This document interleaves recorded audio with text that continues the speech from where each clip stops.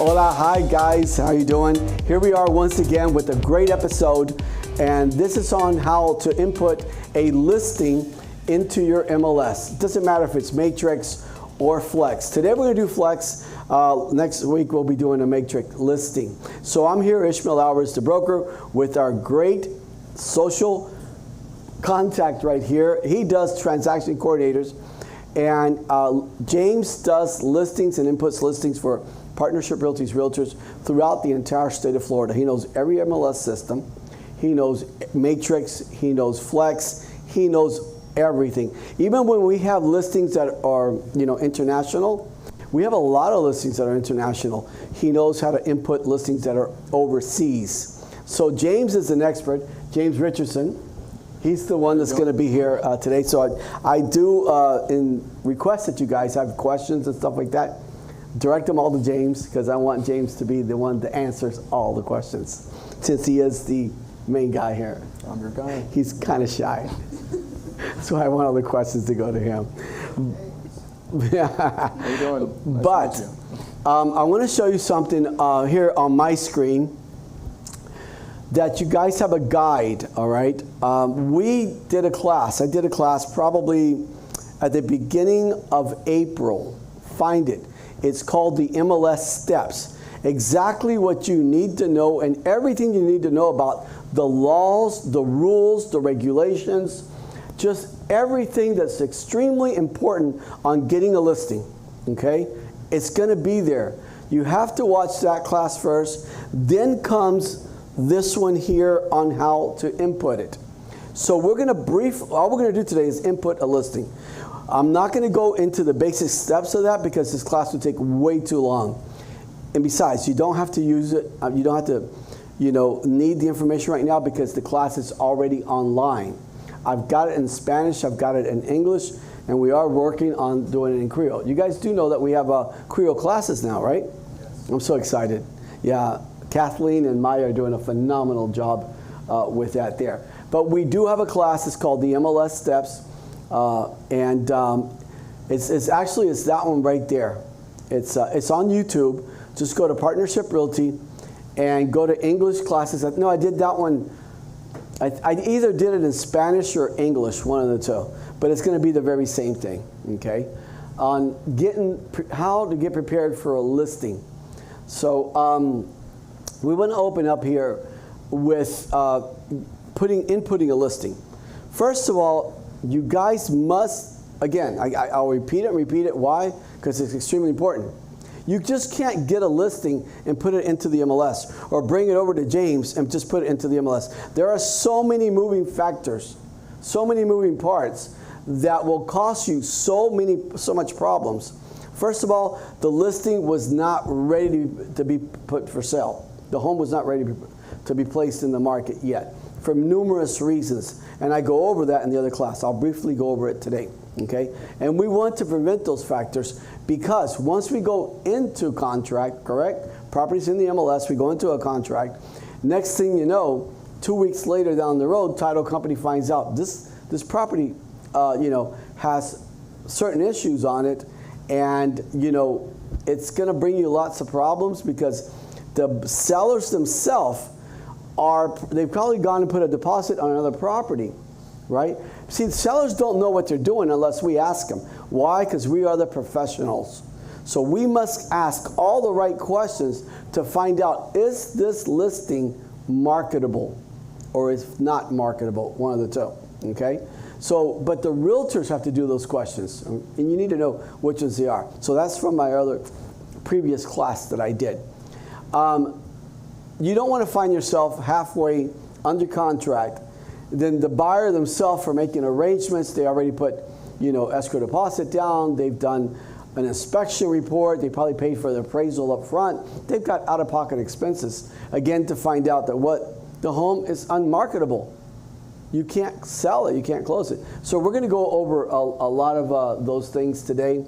Now, there's one thing in that class that I did mention to you guys. I will mention it again. This class today could be as short as 5 minutes. Or we could teach you guys how to input a property into the MLS. Why 5 minutes? We have a full department, which Mr. James Richardson is part of, okay? They're called transaction coordinators, the TC department. They will handle everything from A to C. Sonia Estevez is the manager of that department. So you go to Sonia, and Sonia will get James, will get the team of ladies involved, and it's done. It is simple as that. They have a one flat small fee. Our top producing realtors, do you guys really think that they have time to do the administrative paperwork? They don't. They don't. They can't be productive. So their fee is so small, but they will take that workload off of your desk. Because if you guys ever sit and you watch a file from beginning to very end, you're going to be behind a computer daily for hours and hours and hours, and that's taken away from your marketing. That is taking away from you being more productive, doing events, doing open houses, you know, just taking other people for sale. Okay, this is the class from that we did. I forgot what date. Do we have the date on that? Does it show the date? 3 weeks ago. 3 weeks ago. So we did this one 3 weeks ago. We showed you everything that you need to do, step per step, okay, on how to get ready to upload a listing. I mean, it's fun to do. I went and got it done, but James does everything for me, and so does the TC department. Why? I don't have time for that. I have a full-time job, guys. You guys know what that full-time job is? Office administrator, you guys. Yes, you guys. And I get clients all the time. I mean, realtors all the time go, Ismael, I hold a full-time job. And I go, you're normal. You're normal. And many are school teachers. Many, they work at a beauty salon. There are police officers. There are pharmacists. They are nurses. They work at Costco, they work at ADT, they work at AT&T, they're accountants. I can go on and on and on and on and on of all of, and they do they do real estate as a second job. That's normal. You're a normal person.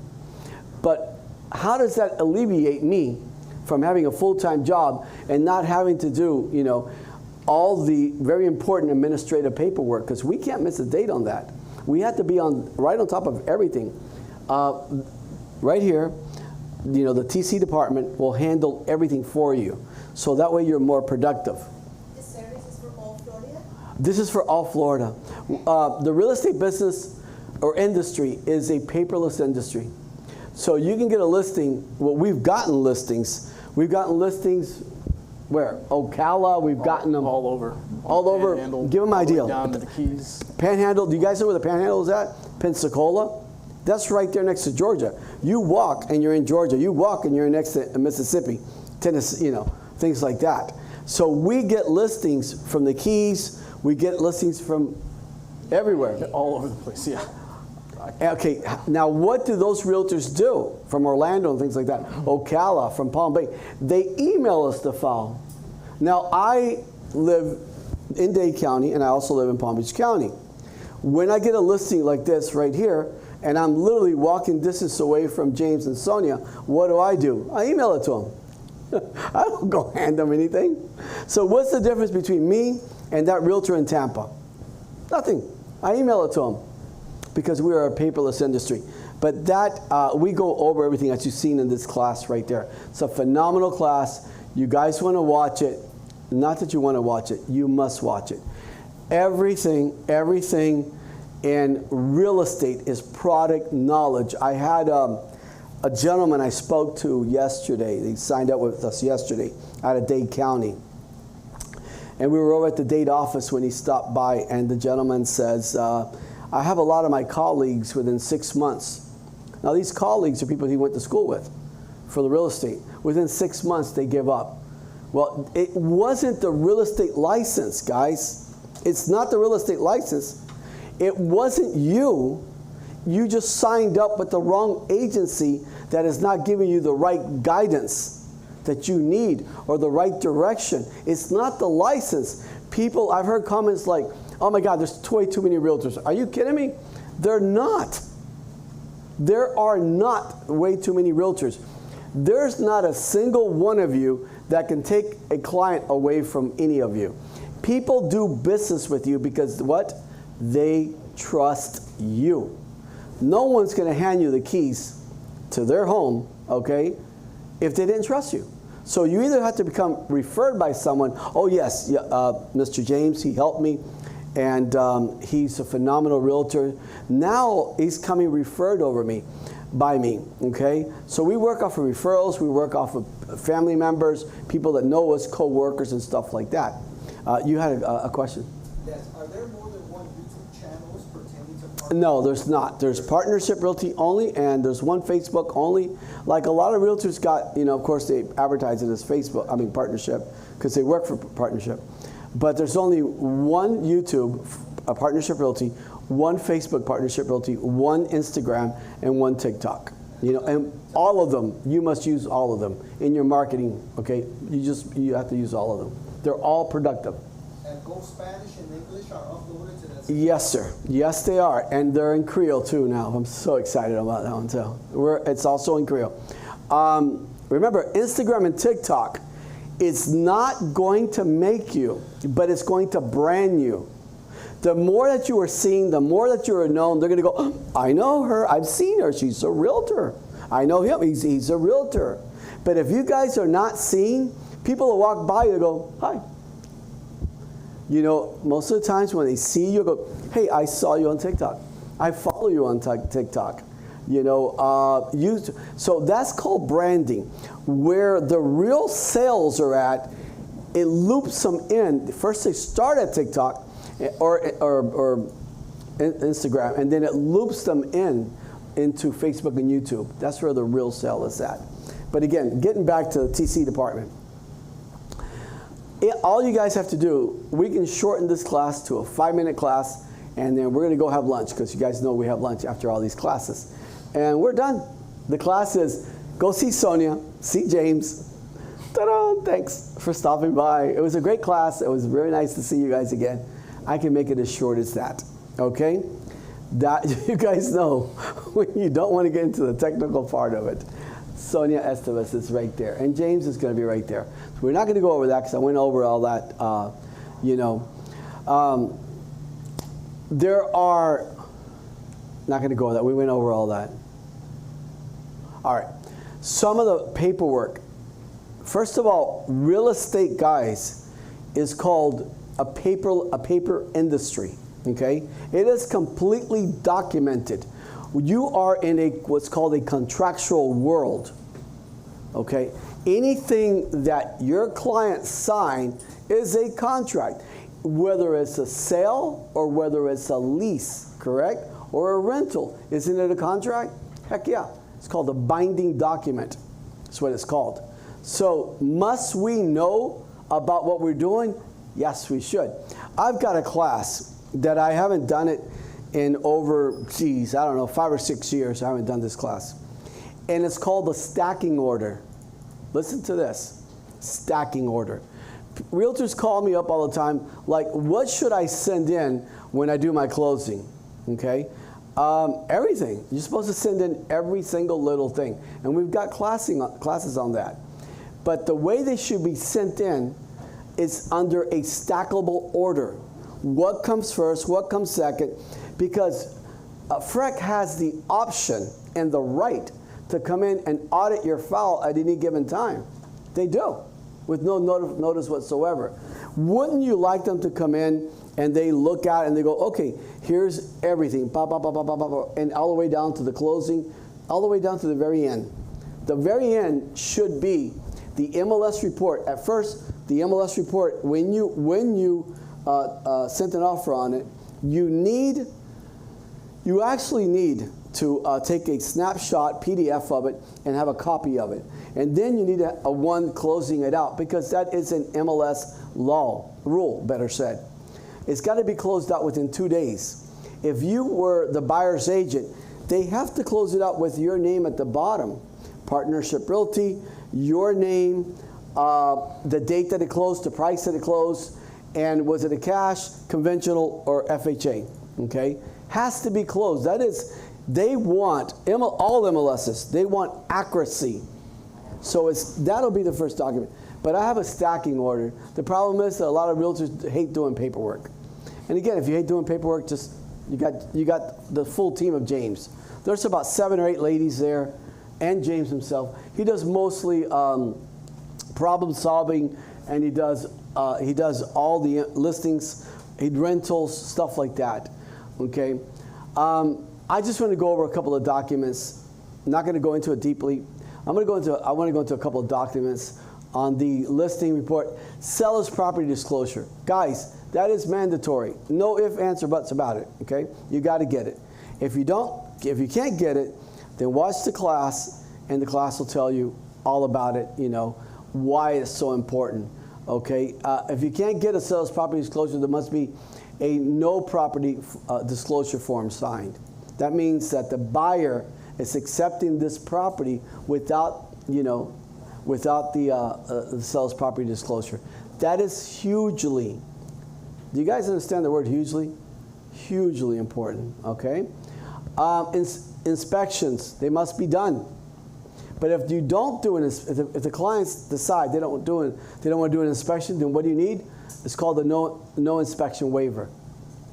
You guys need copies of that appraisal, and there must be walkthroughs. Okay? You cannot do a closing without doing the walkthrough first. Period. Because once you do the closing, and then you guys go back to that property, that buyer and those buyers are going to be, or buyer is going to be so upset when the washer and dryer is gone, or a chandelier or something that was supposed to be left there. So when you go do the walkthrough first, you have negotiating power, okay, of saying, hey, that wasn't part of the deal, you know, this and that. So you can the closing until you're not credited for it, or they put that refrigerator back, that stainless steel, and take out that white color or that yellow refrigerator out, okay, we're not closing. You know, so you only have that power prior to, okay? You have a question? Yeah, so if the buyer doesn't want to do a walkthrough, do you just... Then we have a document that they're going to sign it. Okay. And that document will state, it's in your package, there is a document right there that will state that they're going to take responsibility of that home, okay, without doing the walkthrough. You must get that. So you carry that document with you, or you could do it online if you carry your laptop with you or your notepad, right?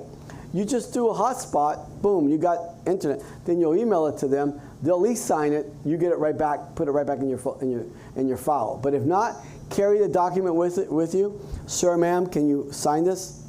Right? If they don't want to do the walkthrough, but you can't do a closing without a walkthrough. All right. Like I said, I'm not going to go heavily into that.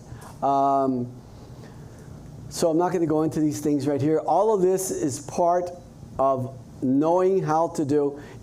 Here, very important. You can't even input the property in the MLS without knowing all this right here. Cannot. Okay. So how important is to watch this class? Very important. You can't do it, and if you do it, you're going to do it inaccurately. And I'll tell you why inaccurately. I probably say at least, 15% of my day doing what's called a commission waiver. Not because of you guys. Some lenders have a habit of doing a good faith estimate that's kind of below. Why? Because they want to beat all the other good faith estimates from other lenders, correct? So they're going to make it light. What they're counting on, which is completely, to me, horrible lending practice, all right? What they're counting on is that they know that everybody's going to come together at the time of closing. So that means from your commission, you're going to have to give out $5,000, $8,000. I have $30,000 we've had to give out, okay? Because the good faith estimate that the lender gave was short. So at the time of closing, have you guys seen when you've gone to closings that the lender's not there? You know the lenders that I love that are there present, showing that they're grateful, that they're thankful for your business. Like a realtor. I've had realtors that come from the office. You know which realtors I love the most? Brand new ones. You want to know why brand new? because you don't come with any bad habits. I've had realtors that have said to me, well, I don't go to my closings. I go, are you serious? Are you serious? You know how important it is? It's not just your commission. It's the responsibility that we hold for all parties involved. Because I've seen buyers and sellers where, you know, they've had to separate them. Buyers on one side in one closing room and the sellers on the other. There's so many things that come up. And we are there to make sure this closes because there's a lot of responsibilities on our shoulders, okay? So you must go to your closings. That's my opinion. You must go to closings. All right, so like I said, I'm not going to go heavily into that. Stuff here again that you have to know. You're going to have to see this. Pre-inspections. I do want to talk about that one. Pre-inspections, you're going to hear this in more detail in the other class. Shortly, briefly today, to make this short class short so we can get on with James on inputting the listing in.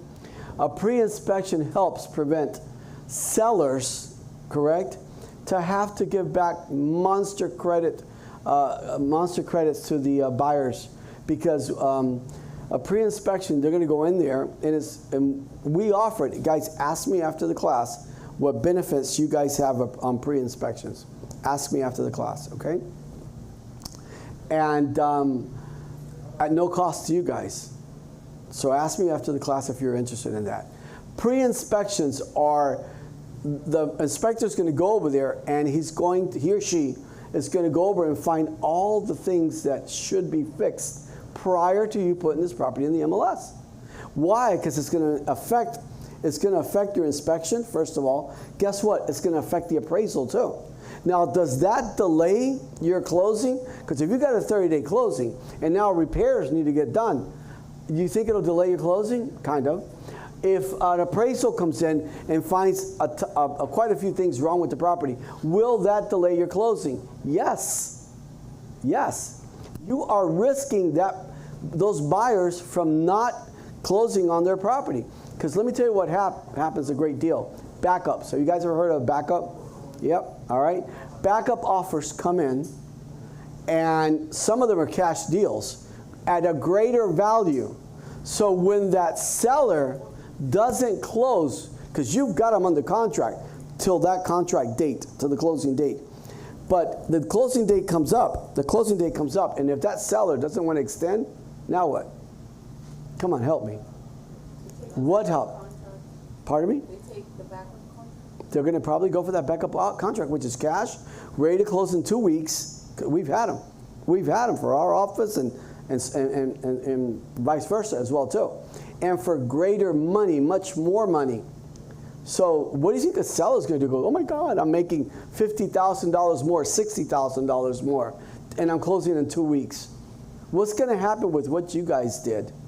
Now, didn't you guys, here I am blaming you guys, right? Well, do you think that we hold a certain responsibility in a transaction? Heck yeah. We hold entire responsibility. Our job is not to go over there and just show the property. Oh my God, look at this. It's got blue carpet. Don't you love it? This is so chic. This is today. This is so technical. Techno, you know. Oh, this is modern, you know, contemporary. Look at the kitchen. Look at the bathrooms. Look at the granite countertops. Look at these trees outside, these wonderful mango trees and all these vegetables and garden and stuff like that. It's not our job. Our job is to do our job correctly. And as I'm telling you, pre-inspections will prevent that. Okay? I'm not going to go into the exclusive right of listing agreement. It did change. The old one does not exist anymore. There's the new one, July 1st.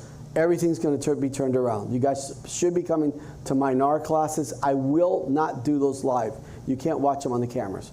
You'll have to come in here. You have to sit here. And I was asked at the last NAR class that I did, because anyone that's watching our classes, you guys can email us right through Facebook or through YouTube, and we always answer your questions. So one of the someone that was watching the class, I just did an opening of letting you know when the next NAR class is coming up. Asked the question why I won't do it. Why am I not airing this? Well, it's very simple. We have so many brokerage firms, brokers and realtors from other offices watching our classes, and I don't mind helping our community. I don't mind helping people. But when it comes down to what's coming up, which is our major, major changes, every agency is going to have a different type of policy in place. And it's not going to be as bad as what you think. It's going to be great. It's going to be really good. I'm going to teach our realtors, partnership realtors, how to do it. But you guys have to come at least to one class, because July 1st comes around, and I promise you, you're going to be like, what do I do now? Because it's going to be totally different, guys. So seller's property disclosure, you guys already know it's mandatory. Compensation disclosures, these are the disclosures that you guys must have at the time that you first sit initial contact with either the sellers, or the buyers.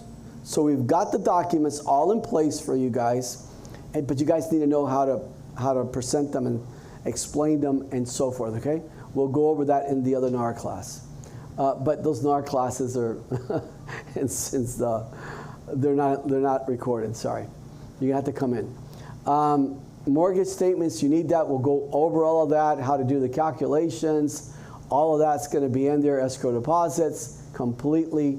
So all of this here, seller's net proceeds. This is a mandatory must, that you must have a good seller's net proceeds. I'm not going to go in details on that one right now, okay? But you guys must have it, because this will cost you. If you told someone at closing they're going to get $285,000 net in their hands, right? At closing, or wired to them. They're not going to get it in their hand, but they're going to get it. So what their net proceeds are. And so the day of closing comes in, and they're getting $279,000. Do you think that you have a happy client or happy buyers? Sorry, sellers, or are you going to have sellers going to go? Excuse me, James. Did you not tell me I was going to net 285? Now I'm getting 279. Now what are you going to do? So this needs to be very accurate, and I will teach you on. And when I do these higher. I love telling my clients, sir, ma'am, folks, I'm actually doing this. This is going to be higher, okay? Because no one loves bad surprises. They love good surprises. So instead of getting $285,000 net, they're going to get $289,000. Guess who's going to look like a hero? You're looking at him. Me. To me recently, my recent closing. Less or more? Oh, higher. Numbers, and his closing cost was going to come out to like $37,000, and his closing cost came out to $30,000. Oh my God, loved you. And he was like, loved you. He went. You are a professional. Yeah, we're supposed to make this like the most pleasant, the best experience that we can. And we've got the crew, we've got the team, we've got the staff, we've got everything. It's just that you guys need to know how to do it. You did a great job on that one, by the way, too. I do it identical to the same way. You know, when they see, but you know, I sign so many commission waivers daily. And again, it's not the realtor's fault. Sometimes it is that they haven't watched these classes. They don't know what they're doing. And then their sellers are short. And here you are. You know, what are you going to tell them? You know, you're going to have to take care of it. Because if they call me, I'll take care of it. So one way or the other, best if you take care of it, okay? This is a big one. Huge. We must talk about this before we get into James. James is quick. James, if we were going to put a listing in, how long would you say it would really, truly take? It might take a little bit longer today because he's going to be explaining step by step to you guys. But once you know how to input a listing, how long would you say it takes to input a listing? It takes about like an hour and a half from start to finish. From start to finish, about an hour and a half, okay? This here is huge.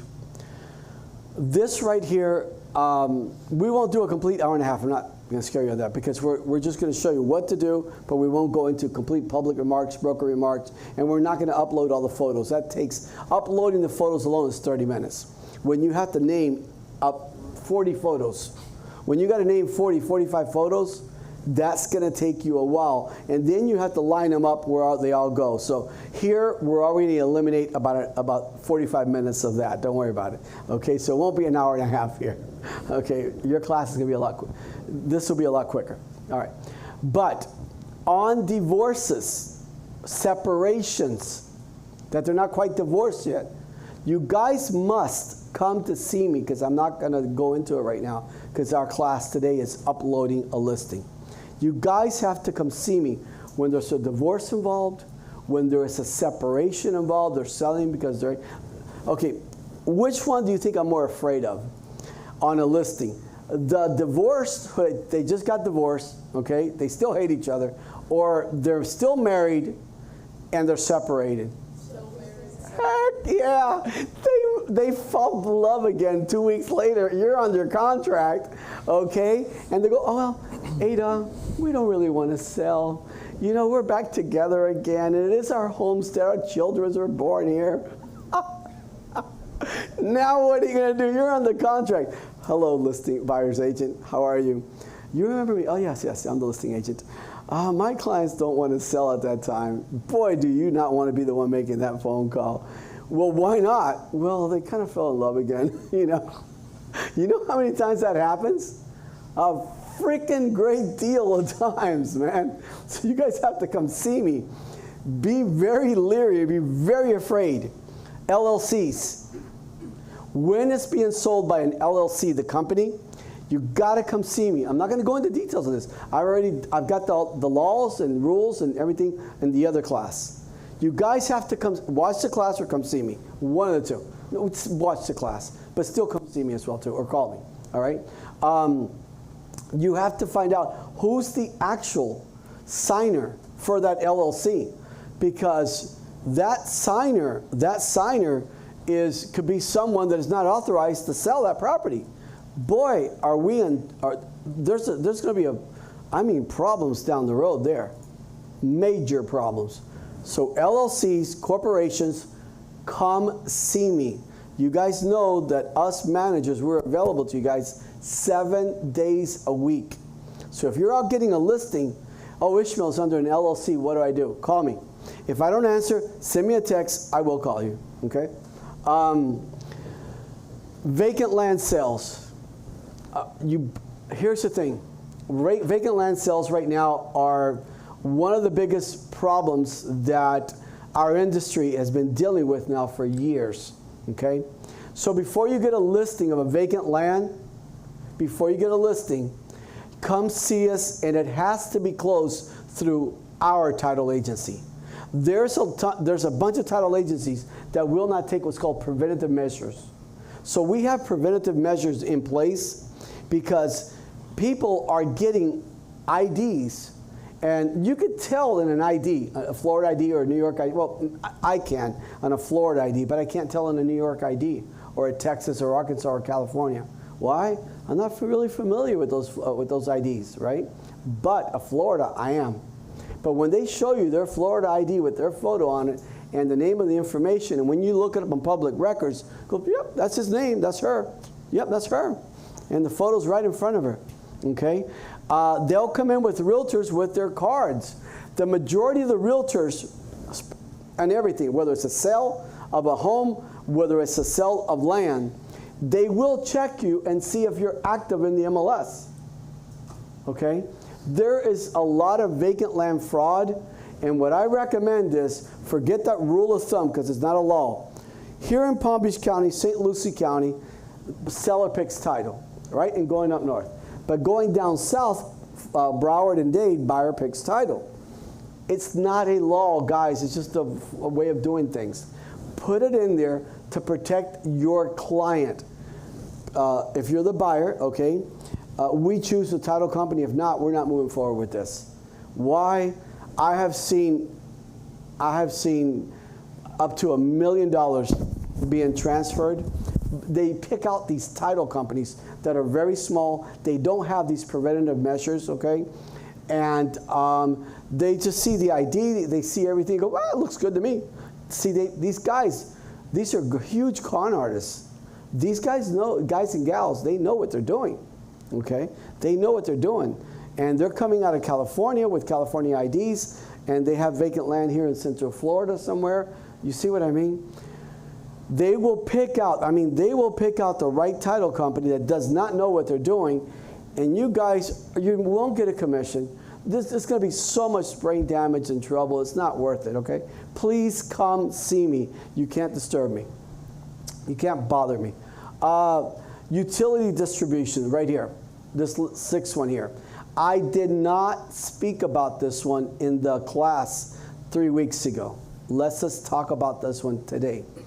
It's too much to remember sometimes in such a short period of time, okay? I tell you, getting a license for 63 hours, going to school for 7 days, that's not going to cut it.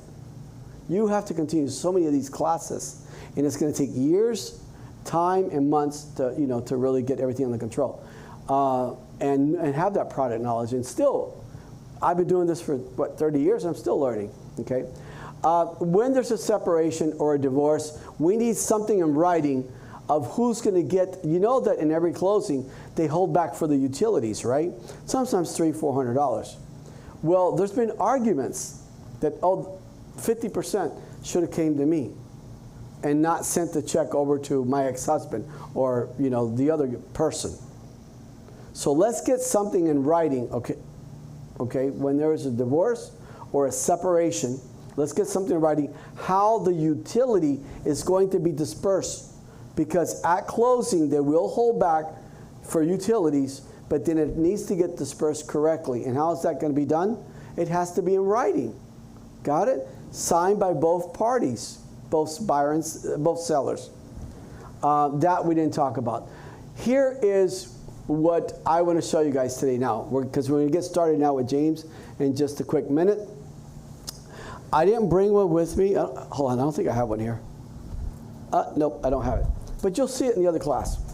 Why I like using these measuring sticks instead of your cell phone and instead of buying these fancy, watch the class, it'll explain everything to you. So I've got a guide here that you will take with you. MLS also has a guide, and it's right there under your listing package. That guide will have, you will fill everything out there that needs to be inputted into here. Now, when you've done a lot of listings, correct? Let me show you what you'll need. Probably a little notepad like this here. And since you know it all off the top of your head, you're going to have it all written down here. As today, I want to show you, we don't need that guide. We don't need the guide that's in the MLS. That one's also in Foreign Simplicity, That one's also under our Foreign Simplicity. That one's one page only. I try to make it really short for you guys because the other one's really long, all right? You really don't need it. You need this little book that we've got right here. Why? Because you know exactly what you're doing. And I will be giving James the information instead of him reading it, but you're going to bring this document to him, and it's all going to be completely filled out. And he knows what he's going to do after that. So we've got a listings on directions. You guys can see that in my other class. Showing, so you guys can watch that in the other class. Supras, all of this here. All of this is going to be in the other class. So yeah, all of this, we're not going to really go into it. But the big one here is seller's property disclosure. That you definitely need. The non-seller's property disclosure, your inspections, your commission waivers, your MLS report, how it needs to be open and closed. Up front, you need the report, and you need it at the end as well too. Mandatory, guys. And then the walkthrough. You guys know how important that is right there. So we're going to start out here. Oh, copyrights. Wait, I can't start this without it. Please, I'm asking you, don't be lazy. How can you be lazy? Real estate is a lovely, beautiful career, and it is a blessing to be a realtor. We control ourselves. You have no boss. The guys here that are full-time realtors, or forget about your full-time job, just your real estate job. Have I ever called any of you guys? No. Have I ever bothered any of you guys? No. You don't have a boss. Your boss is your family. And if you don't have a family, your cat, your dog, your bird, somebody, that's your boss. If you want that cat to be your boss, okay? Copyrights. You guys got to go and take your own photos. Do not take photos off of Google. Don't take it off of the internet. I'm telling you, you guys have not been involved with these copyright lawsuits. After lunch, if you want to talk about, you want to come in my office and you want to see what copyright lawsuits are about, I promise you that you will never, ever take another photo off of Google. You will never take another photo off of some other MLS listing. It's the same community, but you're taking someone else's photos. We have professional photographers here that will go out there and take these photos for you. Or you just go out there with your cell phone. You know that your cell phones, what, they're 4Ks, 5Ks? Are you kidding me? They take great photos too. But you guys need to go out there and take these photos for yourself. Do not take photos from anyone. The ones that I see the most that people take are like common areas, you know, of a development or an HOA or something like that, a community. Like the front of it. It was very professionally done. Guys, take any of our professional photographers, they'll do it for you professionally, okay? Like the pool, like the utility, the amenities, you know, stuff like that. Don't take them, they do not belong to you. And you don't want to be involved in one of these major lawsuits, okay? That one's huge. There's no way I could let this class go without that one, all right? So Javier has a full crew of professional photographers. You know he's right here 5 days a week, in-house. Come see him, and they'll go out there. He's very reasonable in price. And we've got a lot of other things that we can offer you as well, too. We're not going to go in procuring costs, commissions. We're not going to do that today. Disbursement authorizations. We could do this after we get done with James if you guys want to talk about DAs to be paid at closing. Very important, okay? You want your closing right there, your check. So you guys, after class, if you wanted to, we could talk about it. You know, commissions, we could talk about all that after, but all of that's been covered in the class that we did about a few days ago. Release and cancellation, we'll take care of all that, and closing your MLS. So we'll go over that. So now I want to hand over the floor to James. And Alrighty. So we got a listing. This is our listing that I got, and he's going to be inputting it for me. Regardless, whether you guys were here or not, he still would be inputting it for me. So where do we start? What is the first thing they should do? All right, the very first step. All right, you go to the MLS. This is Beach's MLS. A lot easier, a better platform, by the way. Probably the one of the best out of all the MLSs that are out there. Beach's is incredible. So, all right, go to add listing. All right, select property type, residential. Depends. Drop down residential so they can see yes. the different ones they are. You've got residential, you've got condo, you got business, you've got rentals, you got vacant land, and so forth. So you need to pick out.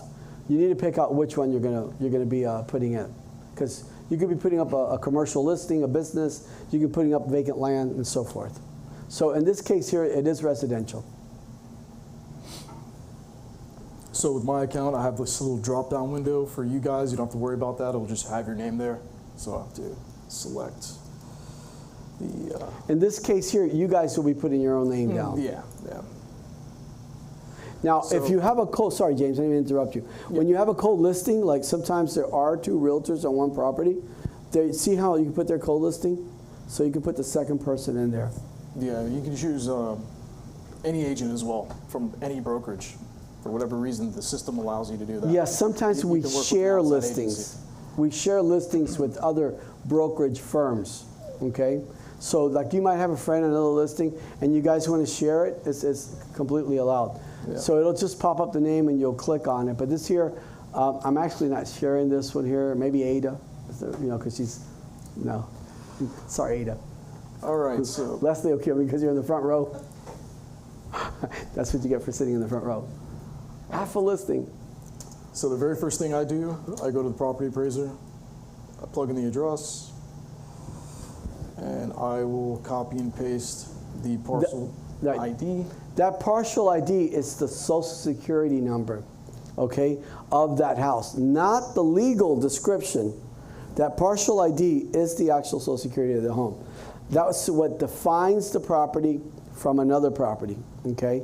What happens here, let me ask you guys a question. What happens if someone's got a home, sits on a corner, parking lot is just a one single, just a pull-in driveway, but they have a lot of space over here on the other street, right? We got one street here, another street there, and they do a nice circular driveway, and they make the front door there. Now they actually change the actual physical address with county, but you know what they can't change? They can change the physical address. Guess what they can't change? Social Security, which is the partial ID number. Just like you guys. I can go get married and change my name. I can change my gender. You know what I'm not changing? My social security number. Not yet. So here we go. This is the first page right here. And you're going to have to go through all those steps that you see right there. So one good thing about copying the parcel ID over into this platform, you can populate the tax data first. You have to input the county, and it'll plug in the address automatically. Yeah, it just automatically pulls it out. It automatically just pulls it out from the property. It doesn't matter what property appraiser's office. Every single county's got a property appraiser's office. So you could do the very same thing with any county in the state of Florida. County in the state of Florida is Yeah, listed any right county, now, so. any county is right there. So what James likes to do is grab the partial ID number, put it in there, and see that button right there, sorry. The button right there where it says, yeah, right there. Populate tax data, boom, click on that, and it's gonna be completely filled out. And it'll also, locate the address for you on the map. Okay, let me say something there real quick. Sometimes you'll put in the actual address yourself correctly, and then it's gonna give you this one here that, for example, MapQuest, the property appraiser's office already has picked out. There are two of them. Which one do you prefer to use, James? Because when you have two, because the one that you typed in, or when they give you the one that the physical, property appraiser's office has. Oh, I don't really just plug in the parcel ID. And Well, in your case, yeah. But when you get both of them, just click the one for the property appraiser's office. Oh yeah, exactly. Yeah. All right. Next we go to main fields. All right, so this is the Ish. Yeah. You have the updated listener agreement, right? We do. It's okay. Yeah, we'll just use this for example purposes only. Okay. So the listings, properties are supposed to be put in within how many days in the MLS, guys? 2 days. No, the question is for them. It doesn't matter. Sorry. It's within 2 days. Okay, you need to put it in there into the MLS. How do you guys feel about coming soon? Have you guys done that one, coming soon? Any of you guys? All right, we can discuss that one. Keep notes of the stuff, because I'll forget it. Yeah. Notes of the stuff that we can talk about coming soon. Yeah. All right. Think about coming soon. You got to put it on the listening agreement. That it'll be Yeah. coming soon status as well. Yeah. So that's, Yeah, but I have my opinion on what coming soon in details to you guys. So we'll share that one after class. So now you have a listing date, you've got an expiration date. And is it active? Click on active there so they can see the coming soon. No, right there where it says, no, click on the active so they can see where it says coming soon, in case they put coming soon. See it? So, but ours is active. Ours is ready to go. yeah. Okay? So Next one. Oh, everything that's starred is mandatory. That must be filled out. Okay? You can't upload it without it. You can't upload it without it. Anything that has a star next to it. Okay. Is it an auction? No. What's the sales price? $630,000. Yep. All right. You don't have to put the dollar signs behind it. the .00. It'll automatically pick it up. All right, some scenarios, the owner might also be an agent. You'd have to disclose Super that. important. But Is it your home? Is it your home that you're selling? Then you need to put their owner agent. Yes, owner, and if it's not your home because it's just, then you put down no. And okay, here's a big one. Owner's name. People put withheld in there. Can't do that. Okay, you can't do that. First of all, it's in public records. It's going to show it. It's going to show the owner's name right there. So let it just auto-populate and put it in there. MLS will send you a courtesy notice that you need to change it. Then they'll send you a second courtesy notice. And then they're contacting me. I'm contacting you to please correct it. If you don't correct it, then what they're going to do is they'll fine you for it. The only way that you cannot put in there the owner's name is if the owner is affiliated with, the court system, they're a law enforcement officer, something to that nature. Those are withheld because it's private.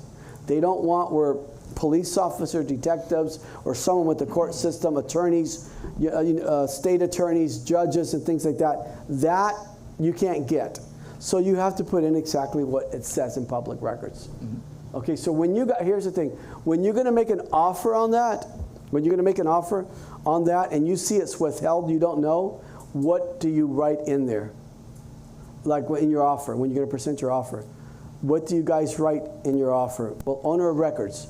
Let the title company figure out who the owner of that is. You said owner of records. Let them figure it out. Let the title company figure it out. So whoever the owner of records is, whether it's an LLC, whether it's I don't know who, that's who it is. Okay, but this is for a listing here. okay, and here is where this is going to actually be removed pretty soon. This area, so Yeah, July 1st, all that goes away. yeah, this is for your commissions here, and these are for the 3 types of representations you can have for a buyer agent, as a Right. buyer agent, non-rep, single agent to the buyer, and transaction broker. And I have to touch bases on this one here. Have you guys seen the MLS for non-brokerage? They put 0 down. It's beyond me. I can't understand that one. I guess this is all part of the NAR settlement as well too. So I guess now they're starting to see it the way that I've always seen it. When you guys were licensed, okay, that you got your license with the DBPR, weren't you considered a Florida licensed sales associate? Didn't they tell you that you can buy, sell, lease, rent, advertise real estate and be paid for it, be compensated for it? So let me ask you a question. If I am the seller and you're my realtor, I gave you my listing, and a non-rep means that they're not a realtor. What makes you a realtor? Well, you're signed up with the NAR, with the board, and you're with the MLS, okay? So you're a realtor when you're signed up with the board, NAR. But if I get a full price listing from an associate who is not a realtor, do you think that I'm going to say the seller, we go, Ada's going to be my listing agent. Okay, I'm going to go, Ada, there's no way. I will not accept that offer because he's not a realtor. Well, I won't accept it. Are you serious? You know what you guys are doing to yourself? You know the market share? You're slashing them out. I don't care who brings me my asking price, if it's an associate or if it's a realtor. An associate is a licensed Florida salesperson who is allowed to be compensated. That's what one of NAR's arguments, one of them. Besides the sellers and buyers and all that, that's another one, associates. So what I recommend to do is my recommendation. Put whatever your agreement was. If it's 6%, 5%, 4%, put it in there. And here I agreed to 2, 2, and 2. So I actually go up a little bit further, I got 4%. See?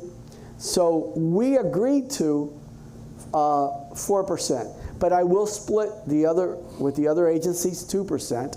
So we're going to go back in here now. And I'm going to put 2 for the associate, why not? 2 for the buyer's agent and for a transaction broker.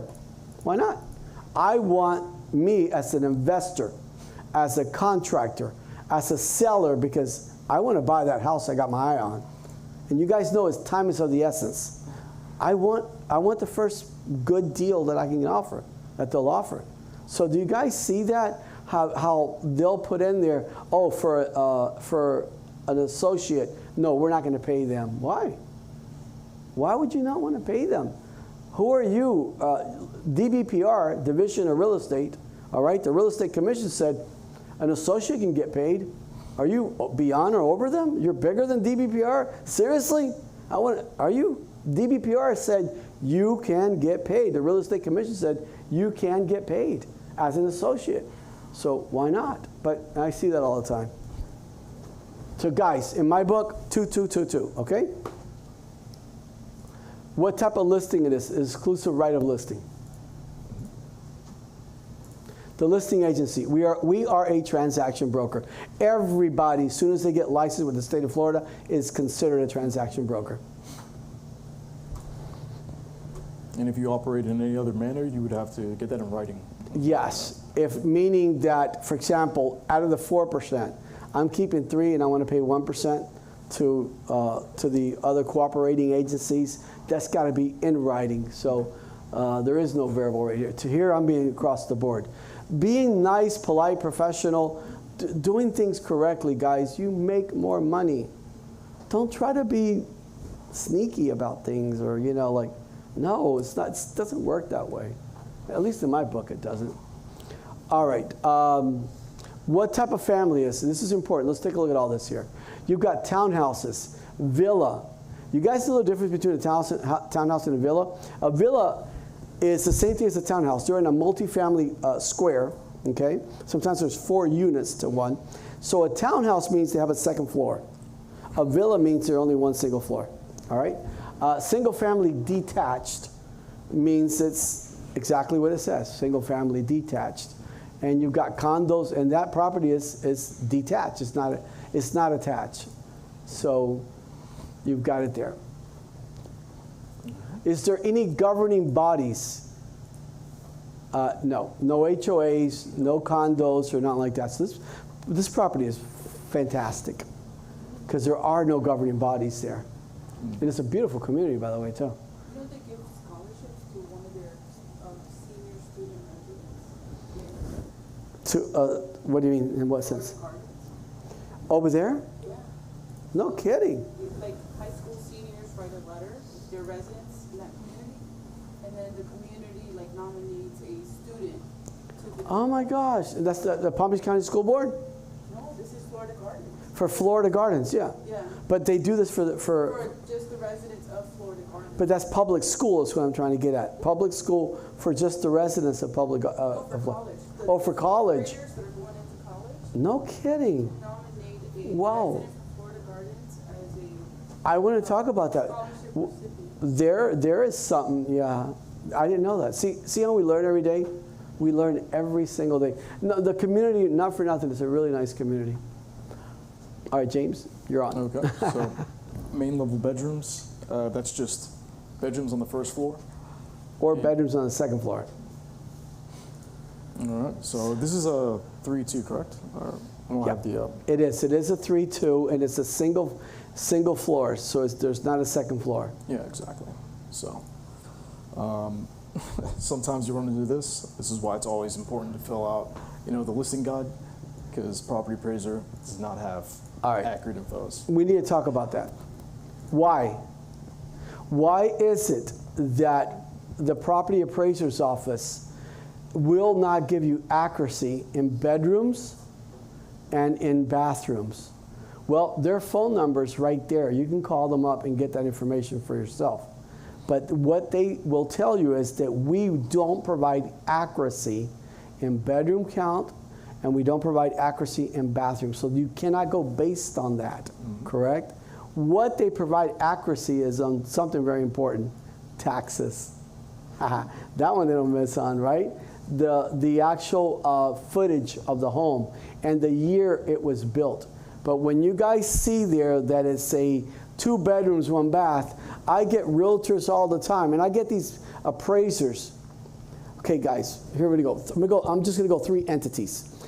Realtor gets their license, right? 63 hours, 7 days. They just got their license. What do they know about real estate? Sorry, I didn't hear you guys. 0, thank you. Okay, loan officer, an LO, just got their license. 21 hours to know everything there is to know about mortgages. 21 hours, 2 days. LOs, what do they know about real estate? Appraisers. I've had appraisers put down, oh, it's illegal. Are you kidding me? Did you not know that Palm Beach County does not provide accuracy? Did you not ever talk to, not Palm Beach County, we're talking about any appraiser's office. So you can't go based on that. I've had realtors that have called me up and they go, oh, Ismael, it's a 3 bedrooms, 2 bath. Yeah, it probably is. But yeah, but the appraiser's office, it says it's a 2-1. Sometimes it's a 2-0. How can you not have a bathroom in a house? Please help me with that one.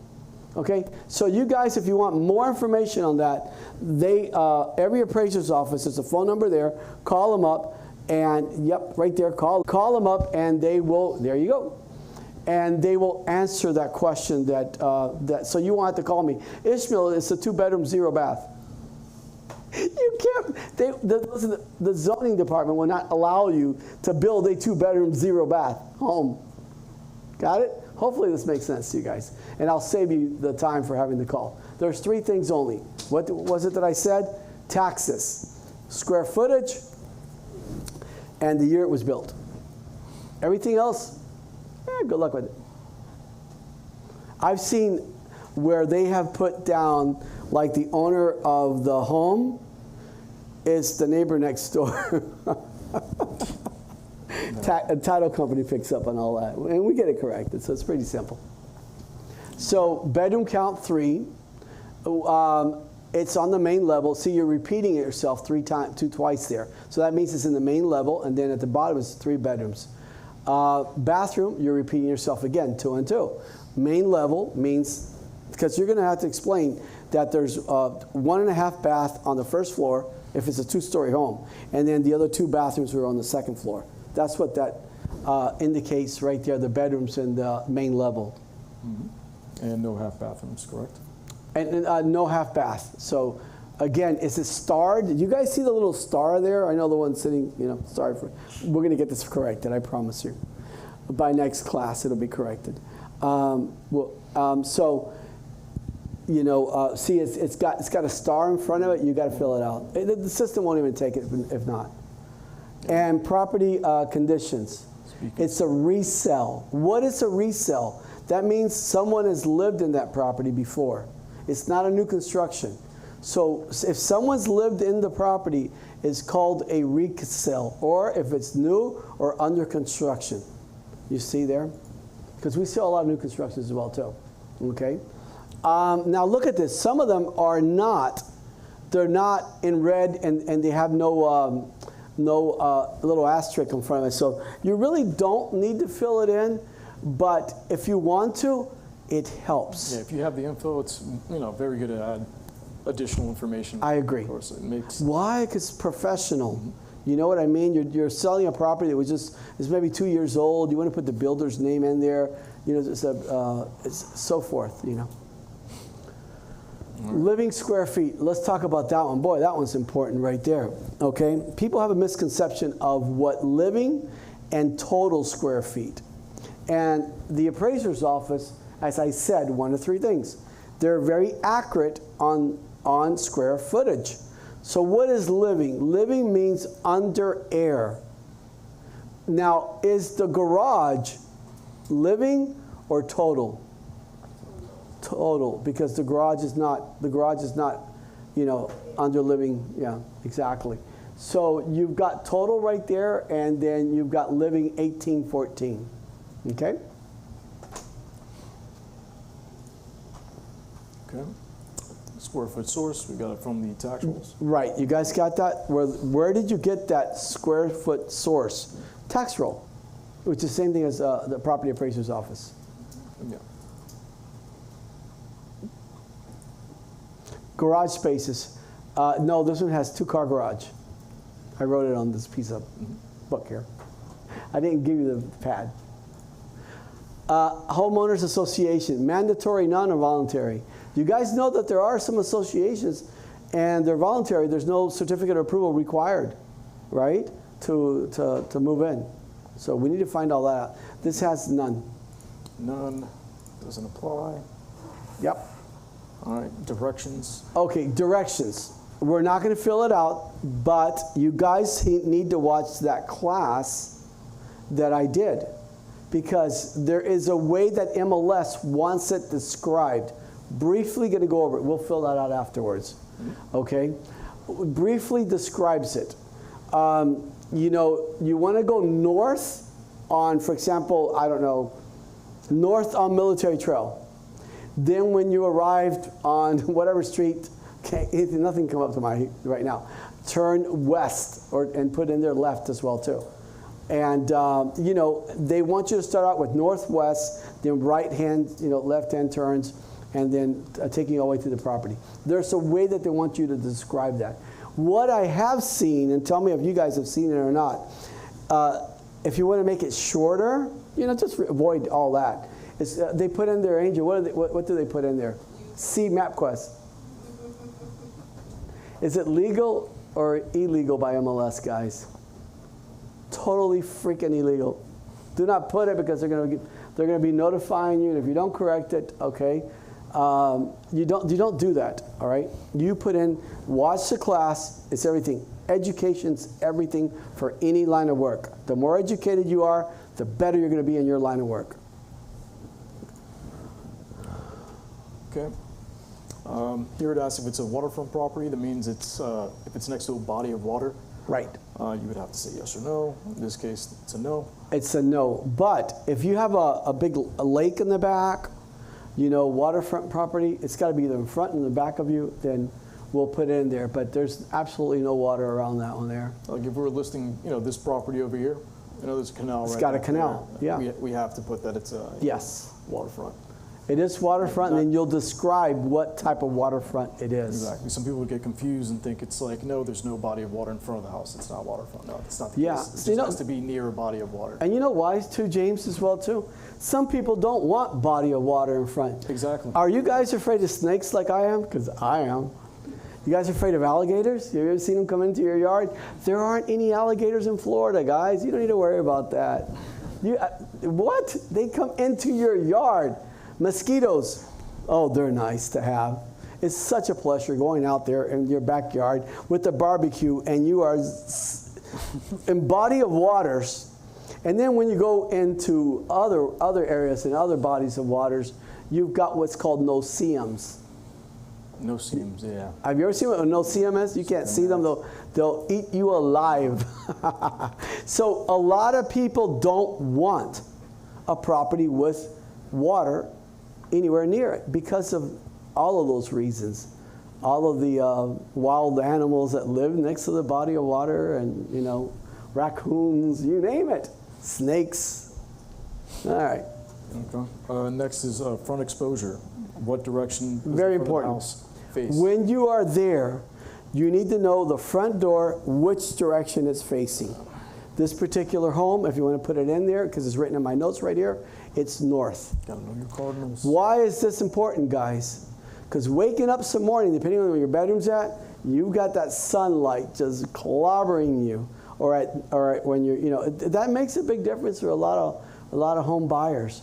Like, you know, in the evening, in the afternoon, when they're getting, you know, dinner ready and stuff like that, and you've got that. So that makes a big difference, okay?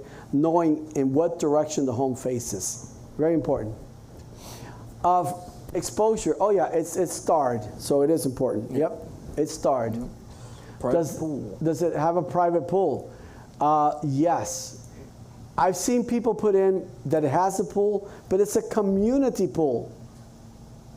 It's not private. So this is private. Okay. The next, you know, spa, I guess. Does it have a spa? Actually, it does. It does? Okay. Yep. And it's in ground, correct? It's in ground, yeah. So there's the difference between above ground and in ground. You guys know that. Okay, pets allowed. There's no HOA here. There's no HOA, so there is pets allowed. Pets allowed. But if there wasn't, you had to put the restrictions, and then you got to make the comments on, you know, what the restrictions are. You know, some condos don't allow pets Yes, whatsoever, period. or you know that you have a number limit.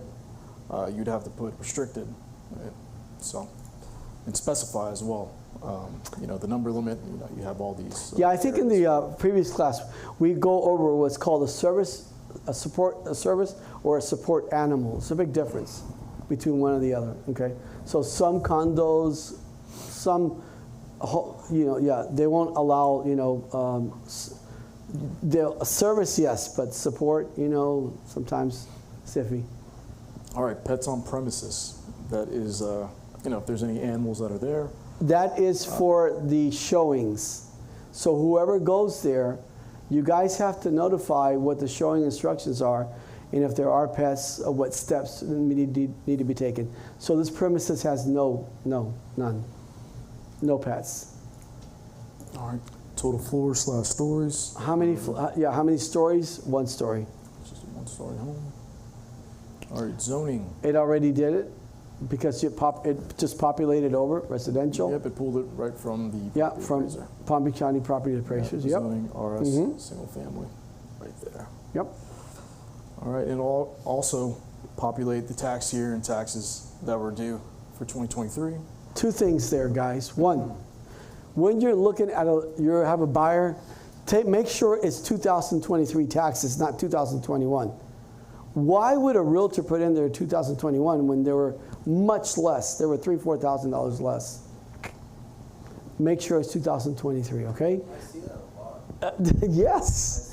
I hate talking about that, but I see that a lot. It's because these realtors really think that, I don't know, you were born at night, but it just wasn't last night. Yeah, it's crazy. They know you were born at night, but they figured, nah, he was born last night. Seriously, you know what I mean? Yeah, listen, I'm not going to go on that topic. Well, let's just keep going because that one kind of like really gets me. Go, oh my God, right? Put 2019 because that's going to really. You guys don't know what you're doing. The only intelligent person here is me. You know, I'm putting down you guys wouldn't know the difference. I'm going to pull the wool over you guys' eyes. That's beyond me. So let's just skip that one. Special assessments. Very important that you ask, listen to this, that you ask the homeowner, and sometimes these homeowners don't know. You guys, they don't know, they really don't know. You think, oh my God, they're trying to pull one over me. No, they don't go to their HOA meetings, to their board meetings. They really don't know. So what do I recommend you guys to do? Before you get the listings, because these surprises at the very end, which is called capital contributions, which is called special assessments coming up, you need to talk to the HOA yourself. You need to talk to them, call them up, find out. Ask for the rules, the rules and regulations, it's what's called the bylaws. And then you have to upload them there under attachments, which we'll show you guys in a little bit. But we need to know about this thing. These are called bad surprises in my book. Will it damper a deal? Yes, it will at the time of closing. Yep. Because if there's $25,000 due in a special assessment, when they get their estoppel back, holy jeezy, holy cow. What if there's only 8,000? What if there's 5,000? Who do you think, at reasonable prices like that, who do you think is going to pay for it?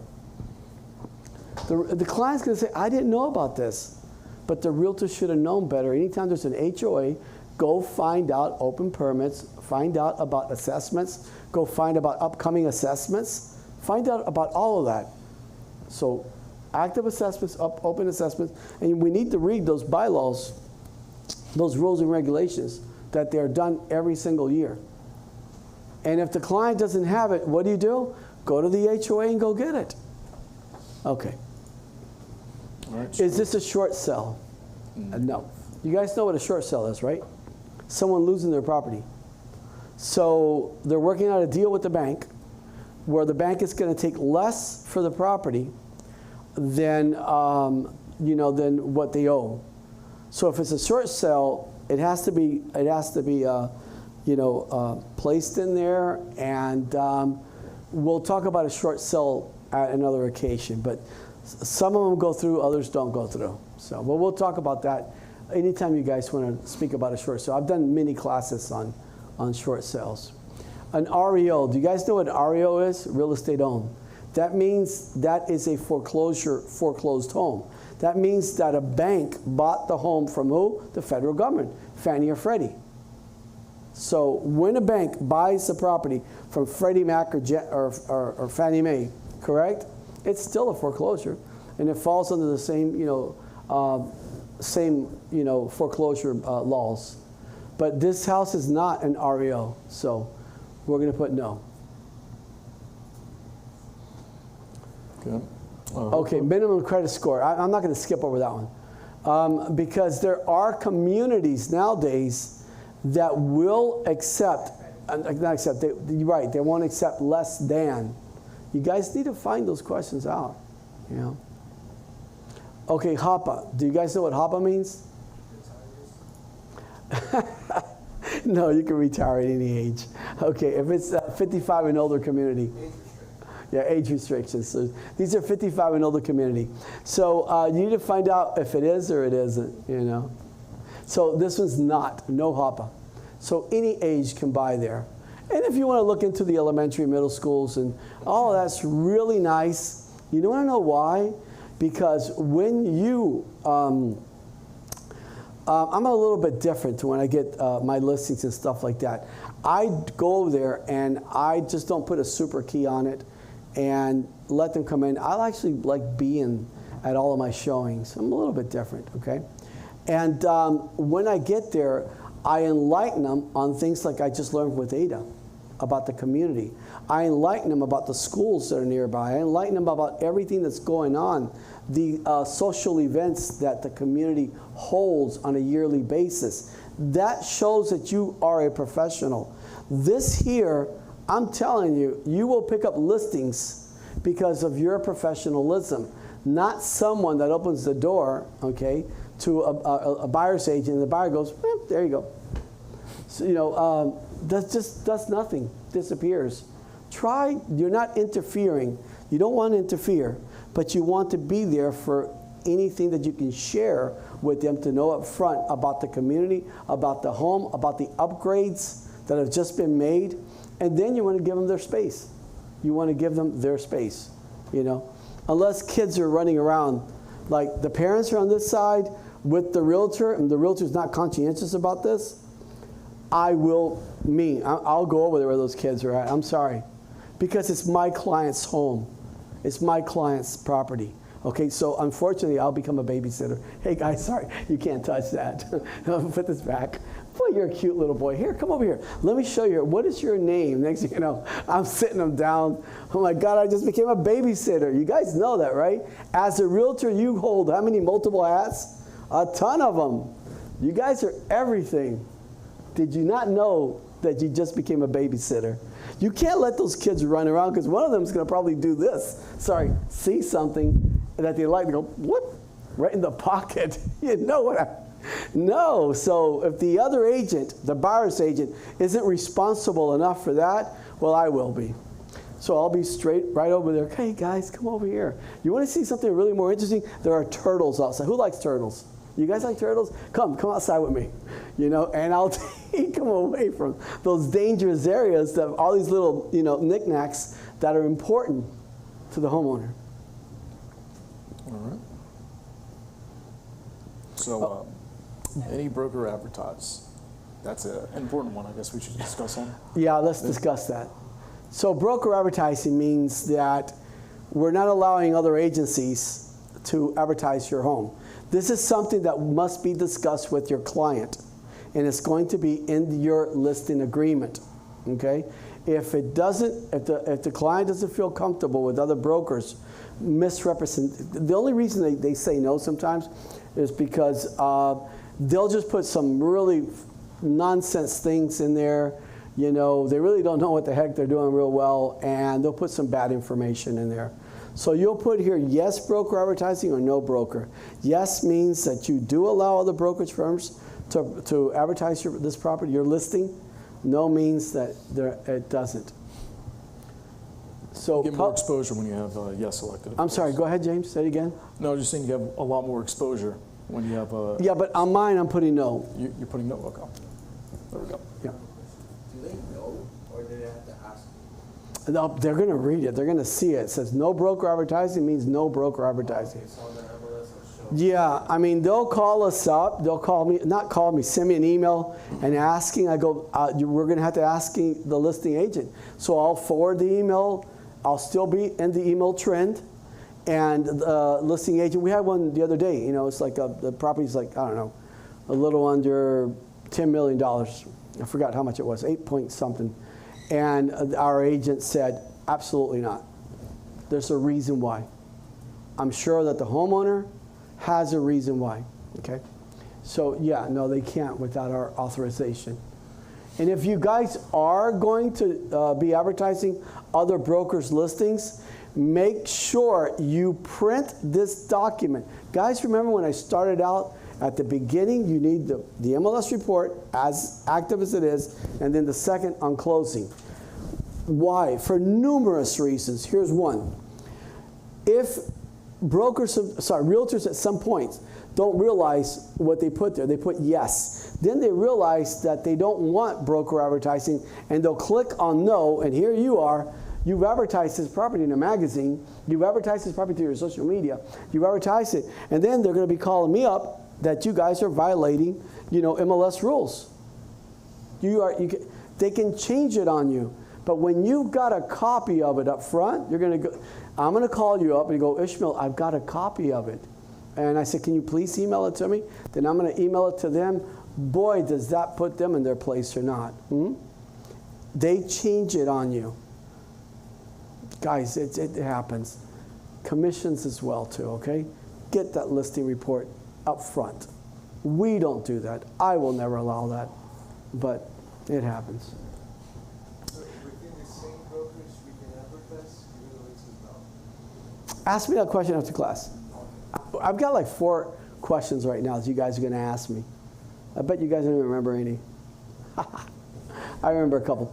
But can you write it down? Don't forget that one, all right? Florida Gardens has a clubhouse the residents can rent, Yes, yeah, they do. even though they don't have HOA, which is pretty cool. No, it's a very nice community. Yeah. It's located very centrally. It's like walking distance to the turnpike, but who's going to walk to the turnpike? But you know what I mean? But it is literally walking distance to the turnpike. So it's right there. And all the shopping centers, it's just in a perfect area. You're right. We've got a few listings in there. And so I'm a big lover of that community. Same here, that's how I know all this. Yeah. I've owned homes in there, myself. Public remarks. This is what we want the public to see. So I'm not going to go into details, but what goes in there. Guys, please do something for me, for yourself. Be a professional, which you are, all right? Be a professional. Don't just go in there, great house next to the turnpike, shopping centers nearby. Don't do that. Go into the property and find all the great, details about the property. Show the homeowner how you are the right realtor. They chose the right realtor. So go in there and describe the home perfectly to all the details that you know. All of that goes where? Public remarks. What cannot go in public remarks? If, for example, your website, your phone number cannot go in public remark. Your website cannot go in public remark. If there's a tenant there and they're moving out, if it's vacant, it can't go in public remark. Let's see, I'm trying to think of all the stuff that you can't really put in public remarks. Well, that's going to go somewhere else, So public remarks, yeah, there's a lot of stuff that we really can't put in there, God, I'm trying to think of it. Off the top of my head, I think I covered them, I think I covered them. But there's still 1 or 2 more that I'm probably missing. I'm sorry? What do you recommend? to be very detailed about the house, which I've got it all here. It's all in my notes right here. This is what me and James are going to do afterwards. And I am going to write down all the wonderful things. It's a completely remodeled home, completely remodeled, has a roof that was placed in 2014. All the hurricane windows are now hurricane-proof windows and and doors and all that. All of that needs to go in there. All of the 2014, we got a new roof. One of the main things that we're dealing right now is insurance, homeowners insurance in Florida, and the new roofs, the older roofs that were same original roof since the home was built. That's a big one. So here you've got a roof that was built in 2014 needs to go in there. It's a shingle roof. I mean, bring out all the features of the home. Bring everything out. There's Just even bring it. a little area right here. I'm sorry to interrupt. No. There's even a little area in the main fields. Your roof installed. Yeah, You can put 2014. because that's important, of course, for loans and whatnot, Yeah, financing deals. yeah. they're Just be sold. very in detailed about the house. Let the homeowners and let the new buyers that are looking to purchase this home, let them know what they're buying. So we missed something to write up there. Did you grab that? See the big red bar? No. Go down slowly, right there. All right. So here, now we're going to get into, did we do the front exposure, blah, blah, blah? Yes, we did. Yeah, we did. In-ground pool, yes, we did. Spa features right here. Just See, pop anything up. in red, it's important, guys. All right, and now broker remarks. All right, broker remarks. Broker remarks, you can put in there about the pets, okay? You can put in there, for example, to call you, that the seller, but you got other areas that you can put it in there too. So broker remarks is just something internal between you and the other brokers for them to see only. It's not for the public to see, okay? So you could say something about the showing instructions in there, that the listing agent must be present. Yeah. And here's my phone number, but not in public remarks. Okay. If the seller's designating a title company, you can add it there too. Right. If we're using a title company specific, because the sellers want to use that title company, we're going to add it in there. Under broker remarks, not public. Okay. So I'll go ahead and go to the details tab now. Yeah? Okay. See, but here before you go, guys, see where we're at now. We started with general, then we started with address. We're in main fields. We're almost done. Seriously. We're going now into details, and this is where I'm going to just do a few, because afterwards you guys can figure it out and play with this. Grab a listing.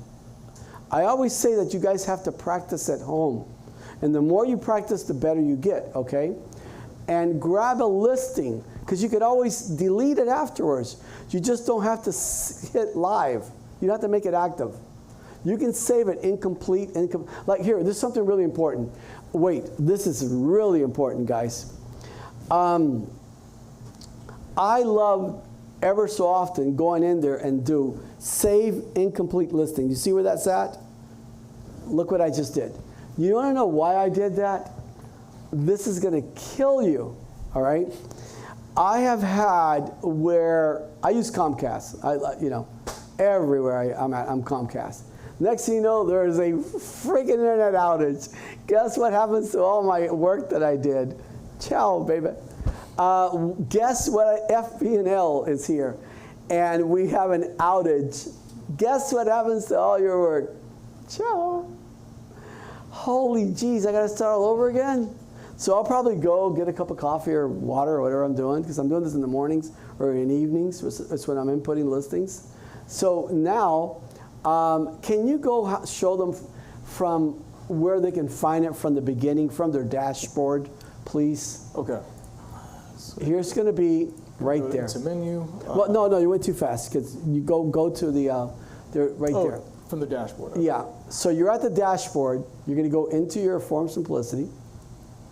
Or Go ahead. You do it. Form Simplicity or MLS? MLS. Oh, sorry. Yeah, right there. Yes, what I meant. I apologize. That's okay. That's what I meant. See my incomplete?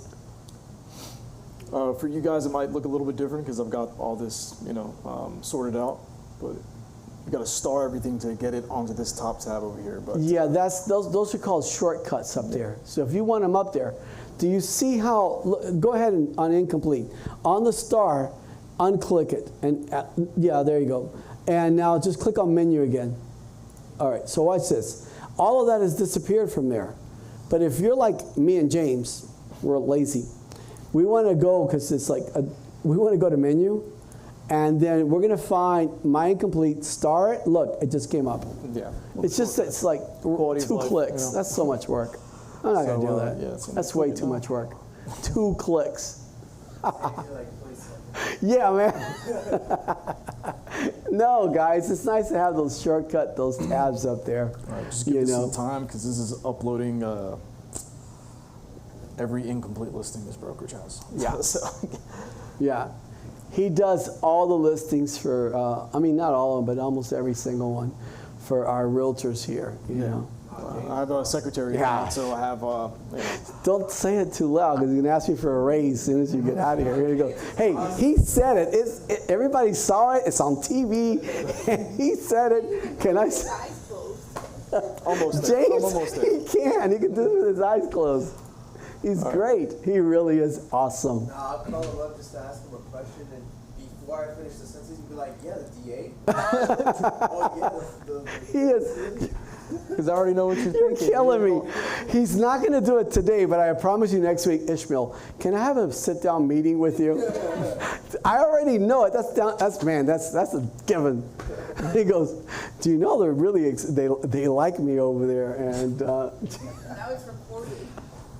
he's gonna tell you, he's gonna like, "What are you gonna call that one?" I'll make sure that we're going to exclude you from our next, you will find out what our next class is. All right, so to get back into that menu that we were just in, you just got to go into listing information, and it'll take you right back to the start. But see how it starts at general, guys? We've already done that. We've already done address. We've already done main field. We're going to go into details. Now, here's something. The details, again, it's what's starred and it was in red. That's mandatory, okay? Everything else is not in red. You don't have to do it. But James and I feel if you have the information, why not provide it? No. You know? And if you'd like, you can also just sort it and only show required fields. Exactly. Look at You want that. to do it like that, but you know, if you're really trying to get it up on the market, Yeah, get it up quickly. you know. All right, construction. You guys need to know the difference between what's called a CBS home, which is concrete, which is a frame house, and stucco. Please, I'm asking this one with the word please. Please, okay? Make sure you know, all right? Because even the inspectors don't know. They will go there, and a stucco home is framed. It's called framed stucco, and it looks like a CBS house, but when you knock on that, you know, stucco is pretty hard, but it's only about this thick. Concrete, I don't know if you guys ever hit concrete with your knuckles. You'll feel it. Stucco, it sounds like hollow, clock, you know, it sounds hollow. You know the difference. And besides, go to the appraiser's office, and it'll tell you whether it's a frame house or whether it's not. And then it could be a CBS on one side, on the front, and then they made an addition in the back, and it's frame. So we need to explain it is CBS and also frame. But listen, you know how many times realtors have put down that it's CBS because they looked at it because it's got stucco on the outside? It looks just like. And then when the homeowners, because the inspector didn't catch on, it wasn't placed on the listing report. Now, how important is it? Guys, let me ask you a question. How important is it to have it placed on the listing report? Up front, where it said CBS, and you trusted that. But now the realtor caught on to it before closing it and changed it to frame. What evidence do you have? Please, help me with this. What evidence do you have to say, I saw it in the MLS and it said CBS, and you're going to call the realtor, hey, you changed it, and what do you think the realtor's going to say? What? I didn't change it. You can see it on the history Exactly. Yeah. Sometimes, Any changes? not all changes you can Not see all- on the you know, history. you're right, not all. changes you Only can a see on the few- history. Only a few things. Only a few things you can see it on the history. Just do yourself one favor. How long does it take to save PDF, boom, in your file? Literally, somebody just help me with that. How many seconds? Because we're talking seconds. Why not do it for things like this? I've seen it. Now these, the home buyers are really upset with who? You. You sold them a house which is wood home. Some people don't like wood homes. I have no issues with that. I like frame houses, okay? But some don't. So CBS, you know, it's going to be there whether it's a manufactured frame, but this property is CBS right there. Mm-hmm. So go right there to CBS, and yep, All right. And up it's here, all CBS. Up there, there's really nothing that we want to put in there. Here's the next one. Is it waterfront? Go down and put none. Next one. part of the pool description, we gotta specify that here. It's in ground, Yep. and it's also screened in. See if it asks for screen. It gives you an option for screened in. The pool is screened, so that's really important to put down. Yeah, there's a couple of different areas too where you can add that. There's a screen enclosure. Mm-hmm. If we have a screen patio, but there's a lot of screen used, is that still considered screen? You mean it's a lot screen? The frames there, all you have to put the screen back in. Yeah, I mean you're gonna let them know that, let them know I need that. some repair. But and that's one great thing. That is one great thing to do as a pre-inspection, because putting those screens up is inexpensive as heck. Sorry, yes, I said that. Yeah, I said it right. It's very inexpensive. But when they do the inspection report, it's going to be like putting a brand new screen like on a mansion. It's going to be that expensive. Oh my God! No, it costs $20,000. Are you kidding? No. So try to get those stuff fixed first. So remember, I asked you guys to ask me about the pre-inspections. Plus, all right. So we're gonna keep going there. There's a lot in white that does not. Yeah, But again, you guys can fill it out. We're not gonna do it for a class sake, okay? But you guys read through it. You guys put in both James and myself. This one's a quarter acre. I mean, less than right there, right? That's the one you're gonna click. It was Okay. automatically filled in too because Oh, it was automatically? Yeah, Because it property populated records. over. Yeah. Perfect, beautiful. exterior features. Exterior, well, yeah, I mean, we want to fill all that out. I mean, Yeah, we it's have got that info, it's so- got a fence. It does have a fence. Mm-hmm. It has a screened in. No, not the back. It does have a shed on the right. No sprinklers, well sprinklers on the right. On the right, well sprinklers. Mm-hmm. Okay, let's go to the left.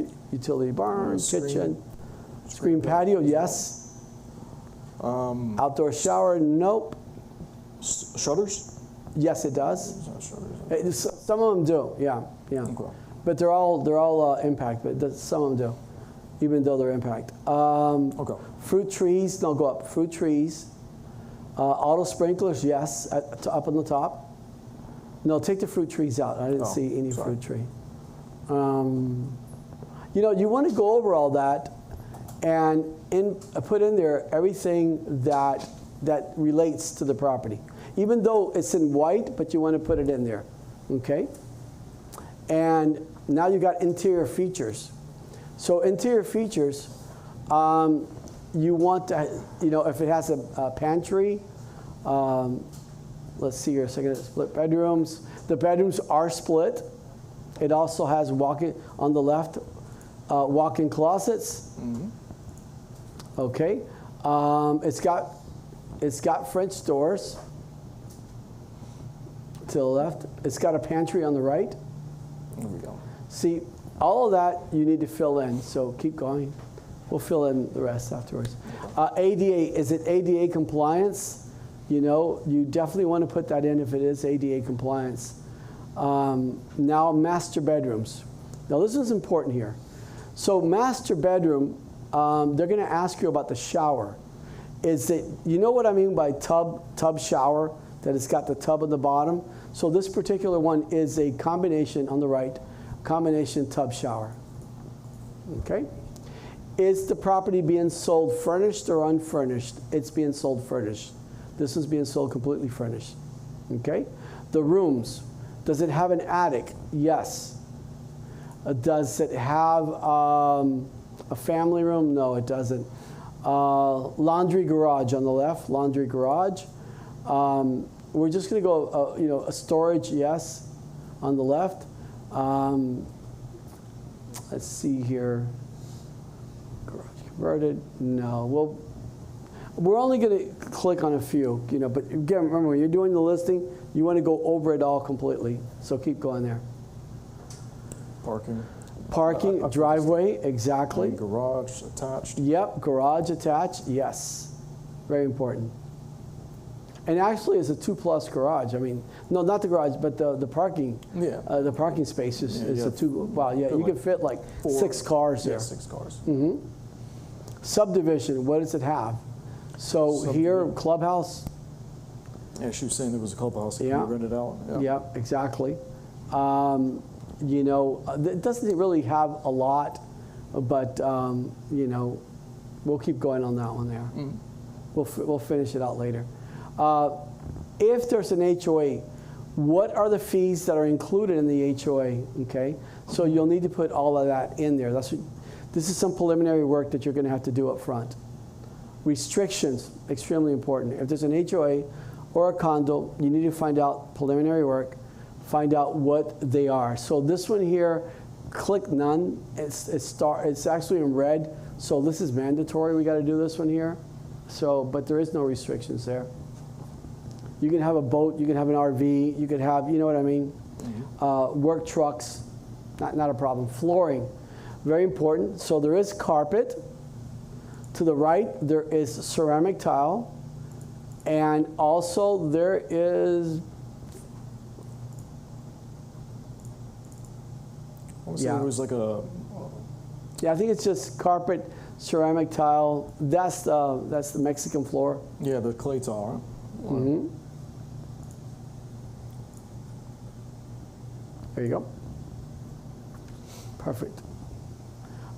Heating, central air, okay, and cooling, also central air. And it also has ceiling fans. Ceiling fans as well. Now you guys need to know how many ceiling fans it has. It's something that you want to put in there. 7 ceiling fans, 8 ceiling fans, things like that in public remarks.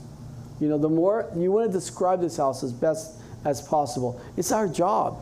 It's how you'll get other listings. Don't just put in there, nice location, home well kept. I'm not going to give you, if I am that homeowner's, I don't know, worker, co-friend, family, and I see that you are the realtor and the way you described it was like nothing, you put no value into my home, you know what I mean? So again, that's why I want you to be as specific as possible and put it down on that one single piece of paper I showed you.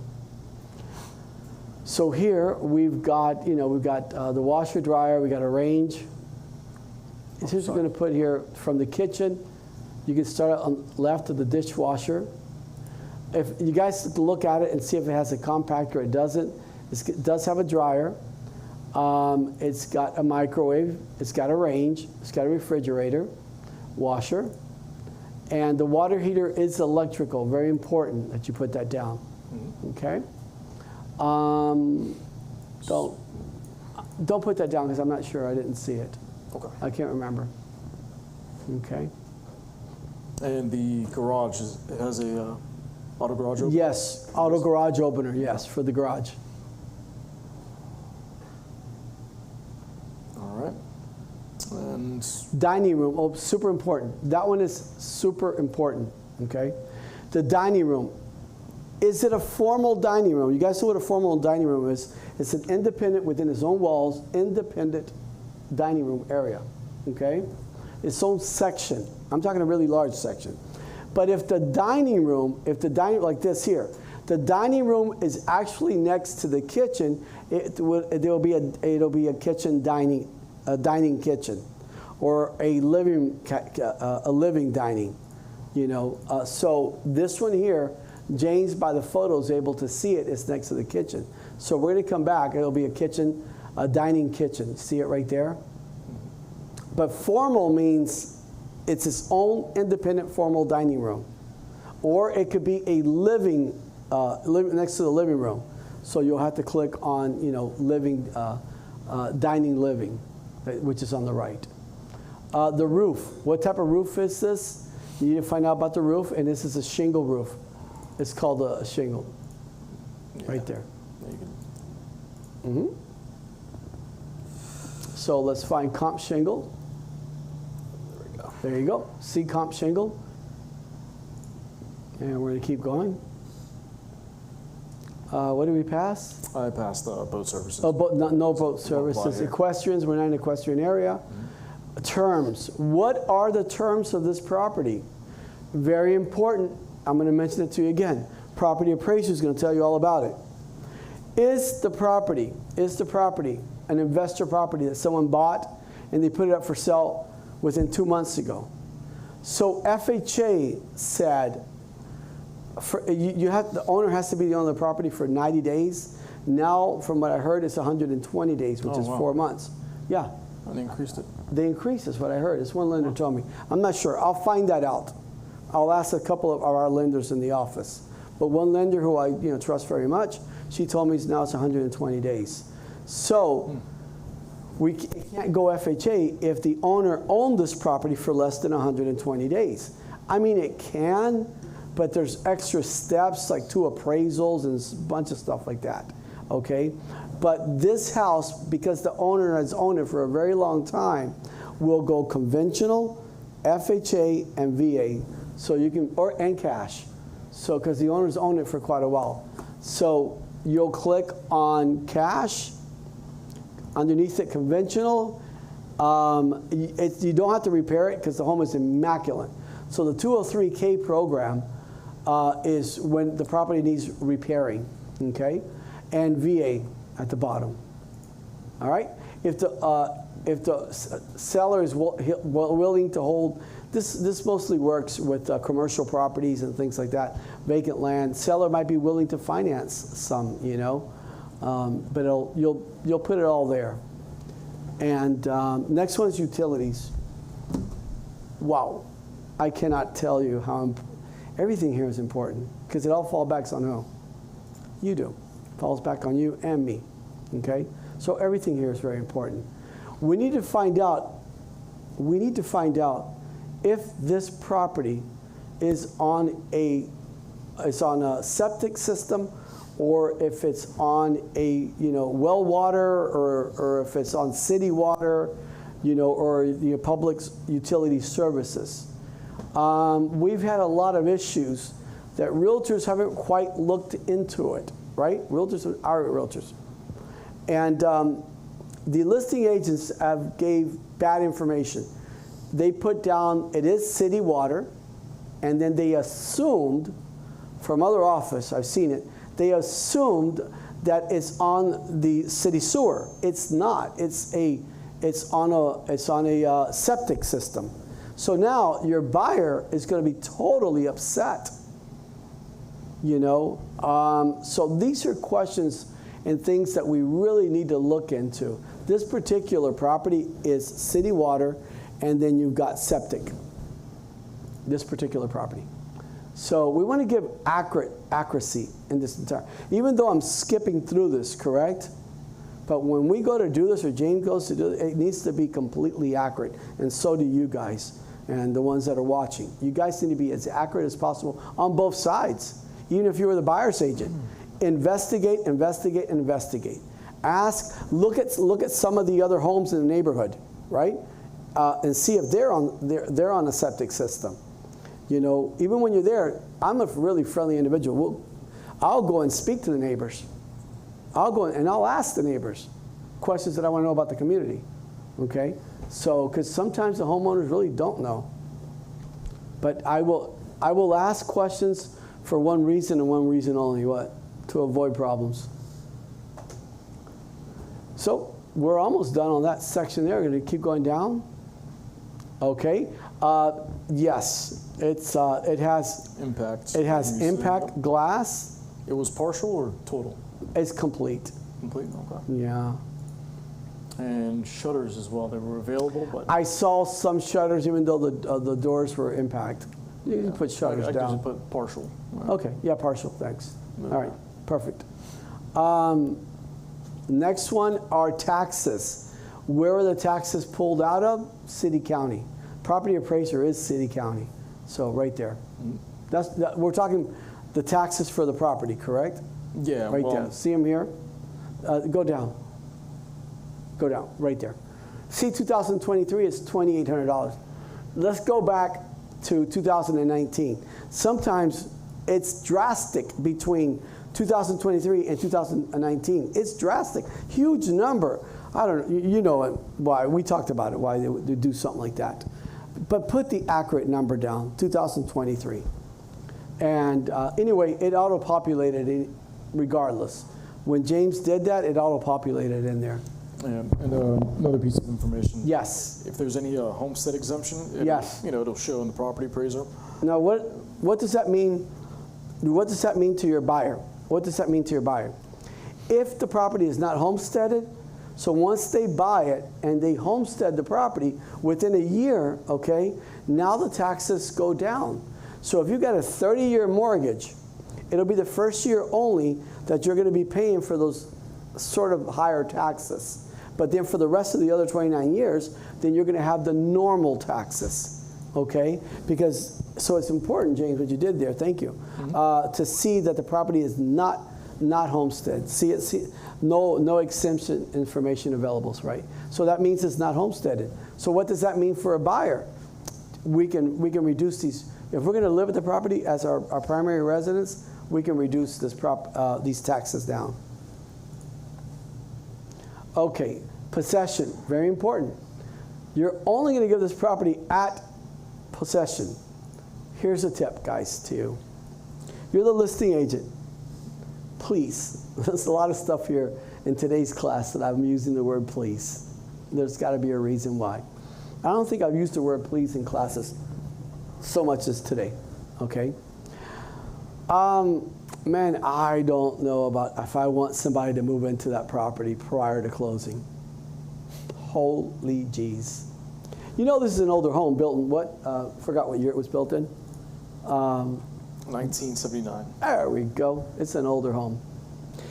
People expect sometimes that they want brand new homes. Even though the home's been completely remodeled. I mean, it's turnkey. But even when they go there, they'll find defects and things. And now some of them are not too nice. They'll go, you know what? I'm going to work them.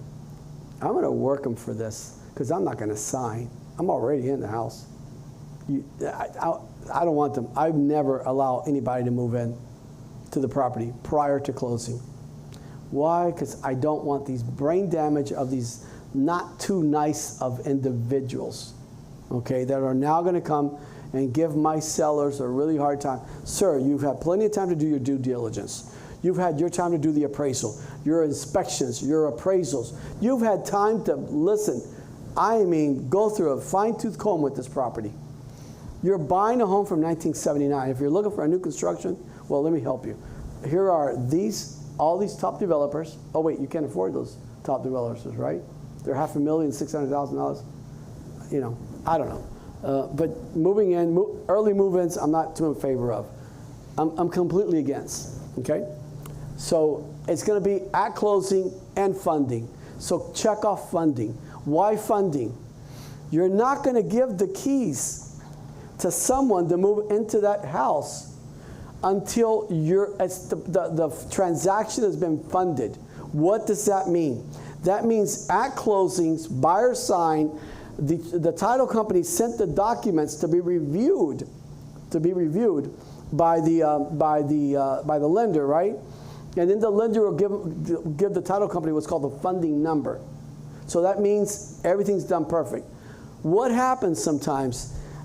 They might have missed, the title company might have missed the signature, some error somewhere, and now your seller's not going to get paid.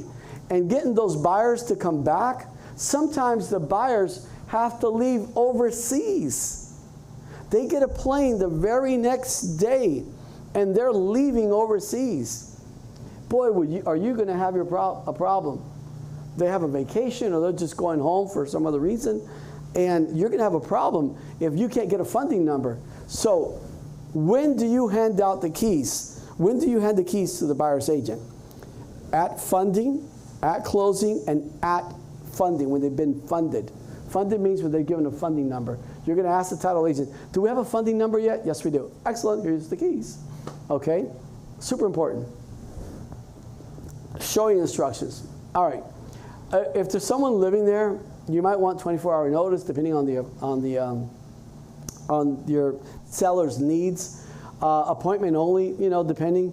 Call listing office. In this case here, as I mentioned, okay, there are two things that I'm gonna click on that, and there's a couple of things I want to explain to you guys here. Call listing agent, which is me, and there we go, because I like being present, and the property is vacant, so it's pretty easy for me to get you in there. All right, one thing about this. A lot of realtors will put in there, combination lock boxes. I don't like them. Guys, you're making good commission, please, all right? Do you know what a Supra costs? Nothing. But a Supra box lets me know when I'm not present there, correct?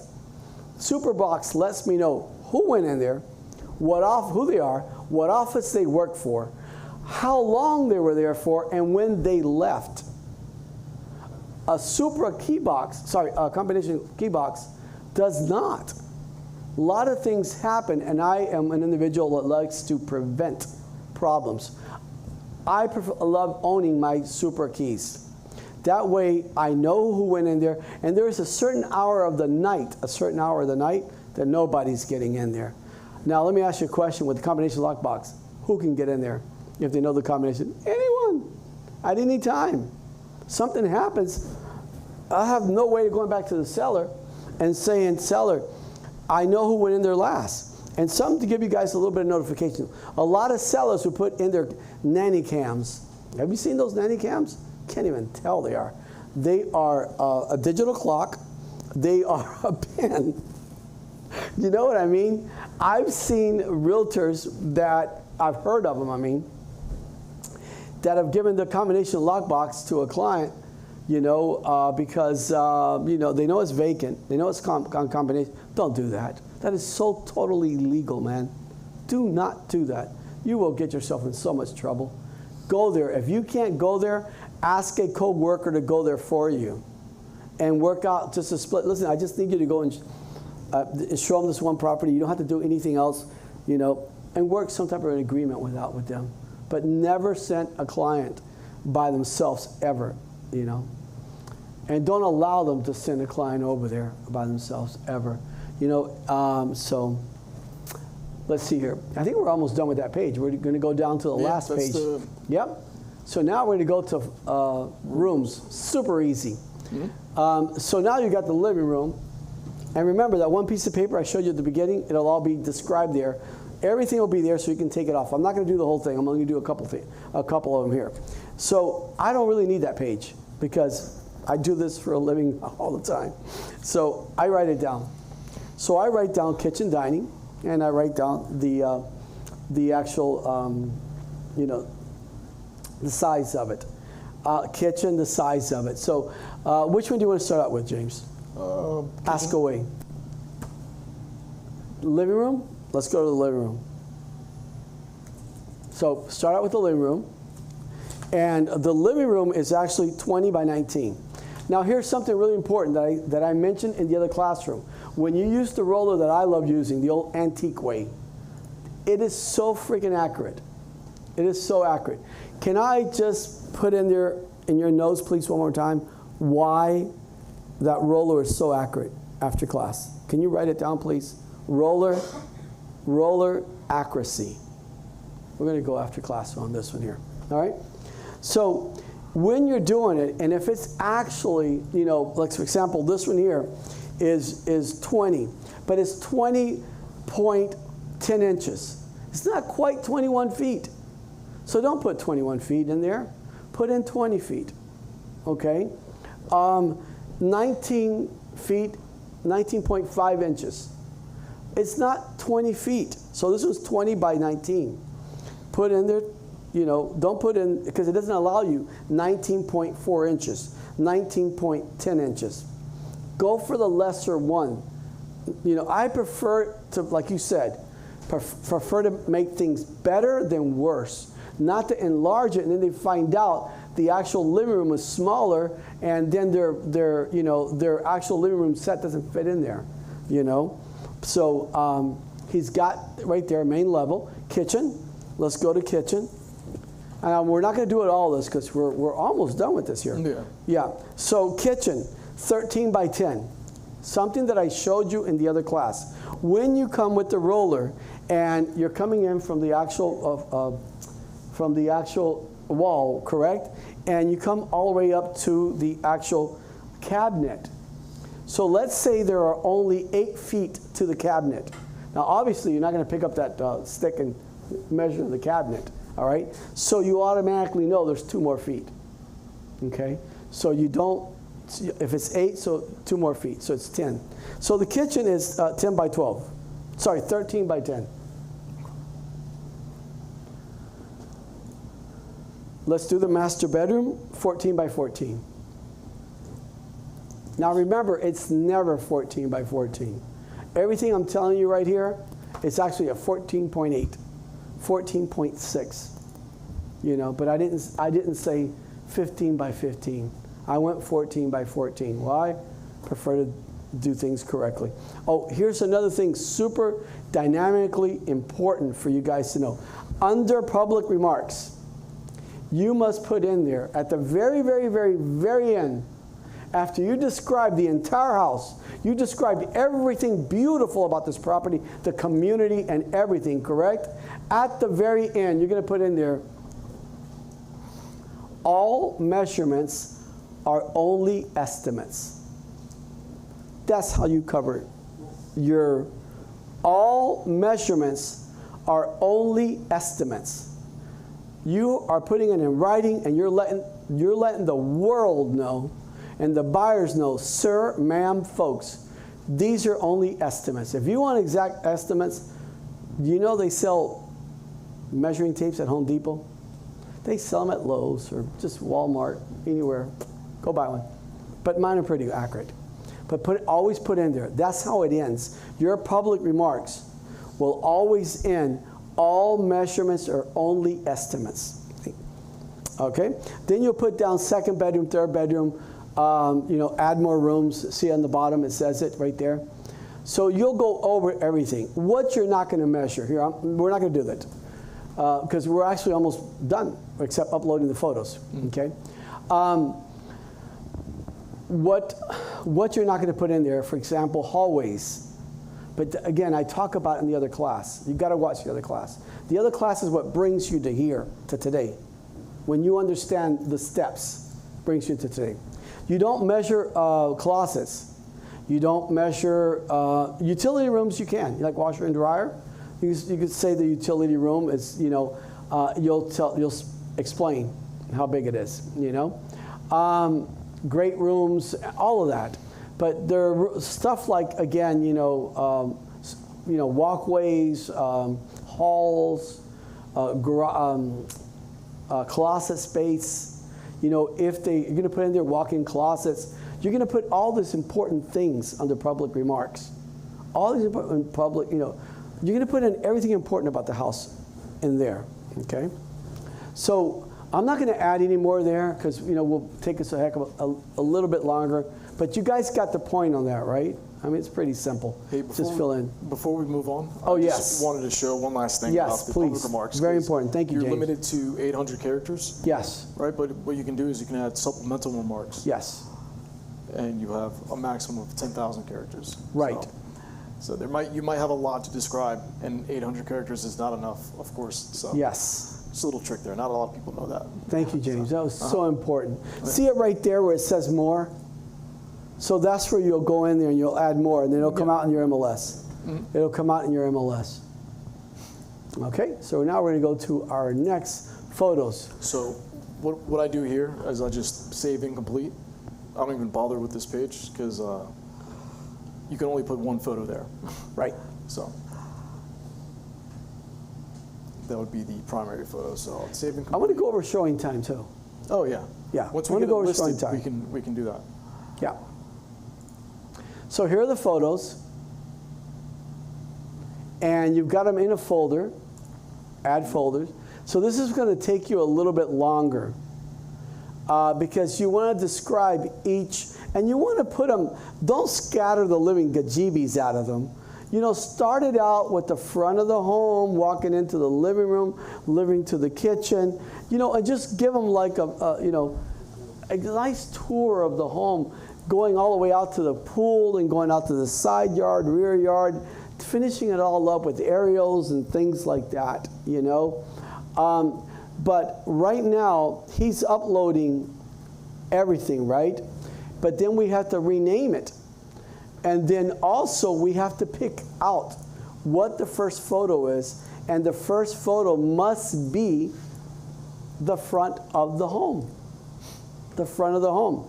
Have you seen that, guys, this one also gets me, okay? Someone will put in a picture of the kitchen. You're just scaring the living CBs out of me. That means that home must be ugly as heck. There's got to be something with the front of the house.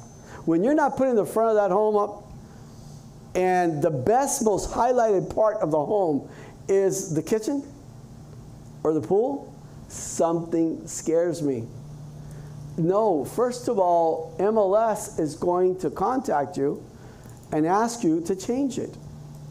You'll get a courtesy notice, 2 courtesy notice. By that time they're contacting me, I'm contacting you. And the 3rd courtesy note, there will be no third. Third ones, they're giving you a fine for it. So you're going to change it anyway. Remember, the first one always starts out with the front of the home. And please, your sign cannot be in the front of the home. So if your sign is already there, you already got it in the MLS, correct? And the photographer shows up 2-3 days later, just pull the sign out. Or have the photographer, he and she's got the capability of just wiping it out. They can wipe it out, okay? Third, if they're gonna take a photo of it, say the sign's like this, right? Because so that people can see it from this side to this side. Don't have them take a picture of an angle, because it's gonna show you. Have them take a picture directly in front, and you can't see that sign. And you can't see the sign. But your sign cannot be seen. Oops, sorry, getting too close to the front there. Your sign cannot be seen on any of these photos, okay? So all the photos are, did they upload or they're uploading? I can go to upload all of them at once now. Yeah, see how he just grabbed, copy, and then boom, there he goes. And now you can, because what I want to do is I want to show them just a few of them, how we can move them around and place them where we want them to be placed at. Kind of like detail the home, to give them a walkthrough of the house. Just don't scatter it, you know. That looks like such a mess. Put all the front of the homes together. Like for example, here on number 1, you've got that one. But at the bottom, look at the bottom. Nope, sorry, right next to it, right there. See that number 6? That we can move up to number 3. Oh no, that's a duplicate because I just. Oh, it is a duplicate. Okay. Yeah. Oh, look at that. You can. I was going by one. Got it. But that's what I do when I'm like. But see how it says 5, 6, 7, 8. We just hit a click on the drop down, and it'll move it to whatever position we want it in. We want it in number free. Free. Is that a word? Free. You can also. We want it in free. Put it in free. You can also drag them too. Put it in 4. Put it in 5. You know. Put it in. You know. And but just please don't scatter it. Be professionals. Okay, we are professionals. Please think as a professional, and consider yourself to be a professional, because we are. Okay. Once they're done uploading, I can reorganize. Yeah, it's going to take a minute. Yeah. It's going to take a minute. Then I'm going to save it incomplete because it's not completed, right? Because we just need to go back in there and just fine tune a couple little things. Yeah. All right. But I want to show you guys Showtime. If you have it on Supra, or if you have it on Lockbox, And I want to show you how to activate Supra, and also it'll show you how to upload the front of the home into the Supra showing instructions. It's very important, showing instructions. I kept saying Supra, I meant showing instructions. It's going to show you how important it is to upload the front of the home into showing instructions, and you're going to put in there, in the showing instructions, you're going to put in there if there's a pet, at what times. You're going to do everything there, you know. And then you'll hit active, and that's it. You uploaded a listing. You know, yeah, just place it. James likes to drag it. Yeah, I just drag them around. That's what I do. Yeah. Okay, so you want me to go ahead and upload Now the listing, leave it. Leave or it. Just leave it as yeah, because incomplete? save it incomplete, please. Okay. Okay. So videos and virtual tours, we do have those available too. You're going to upload it wherever there's a video and virtual tour. Okay. Very simple. Just upload it right there. You got it on your computer. Done deal. So in order to add a Yes. video, you have to have the video on a site and copy the embedded code. I know you can go ahead and do a link, but the link is not going to look right. You know who's going to help you? Our social media crew. Yeah, they'll be able to help you out. Our social media crew will help you with that. Really easy to do. You guys have a full crew here, 9 to 5, Monday through Friday. Yeah. We're here to give you guys all types of support there is. And for showing instructions, I don't think that we can put in showing instructions yet, Not until it's because the uploaded onto the market. property has not been yet activated. Okay, so that's why I can't go into showing instructions. But here's what I can share with you about showing instructions. It is simple as heck. You're going to go in there, you're going to put in there, if it's a Supra, if there's pets, what are the requirements, what are the times. You're going to put everything in specific. You can actually come see me, see James, we'll help you with it. Once you've done it one time or two, I promise you, like, you'll never call me again. And I don't mind you guys calling me, honestly. But you know, it's so simple. Yeah, it's pretty And then what I want you to do is, please upload a photo of the home in the showing time, a photo of the front home, you know, in there. And you activate it. It's super easy. You know, you're going to be informed of who went in there if it's on Supra, okay? Who went in there, how long they were in there, when they came out, everything. I mean, full control of everything.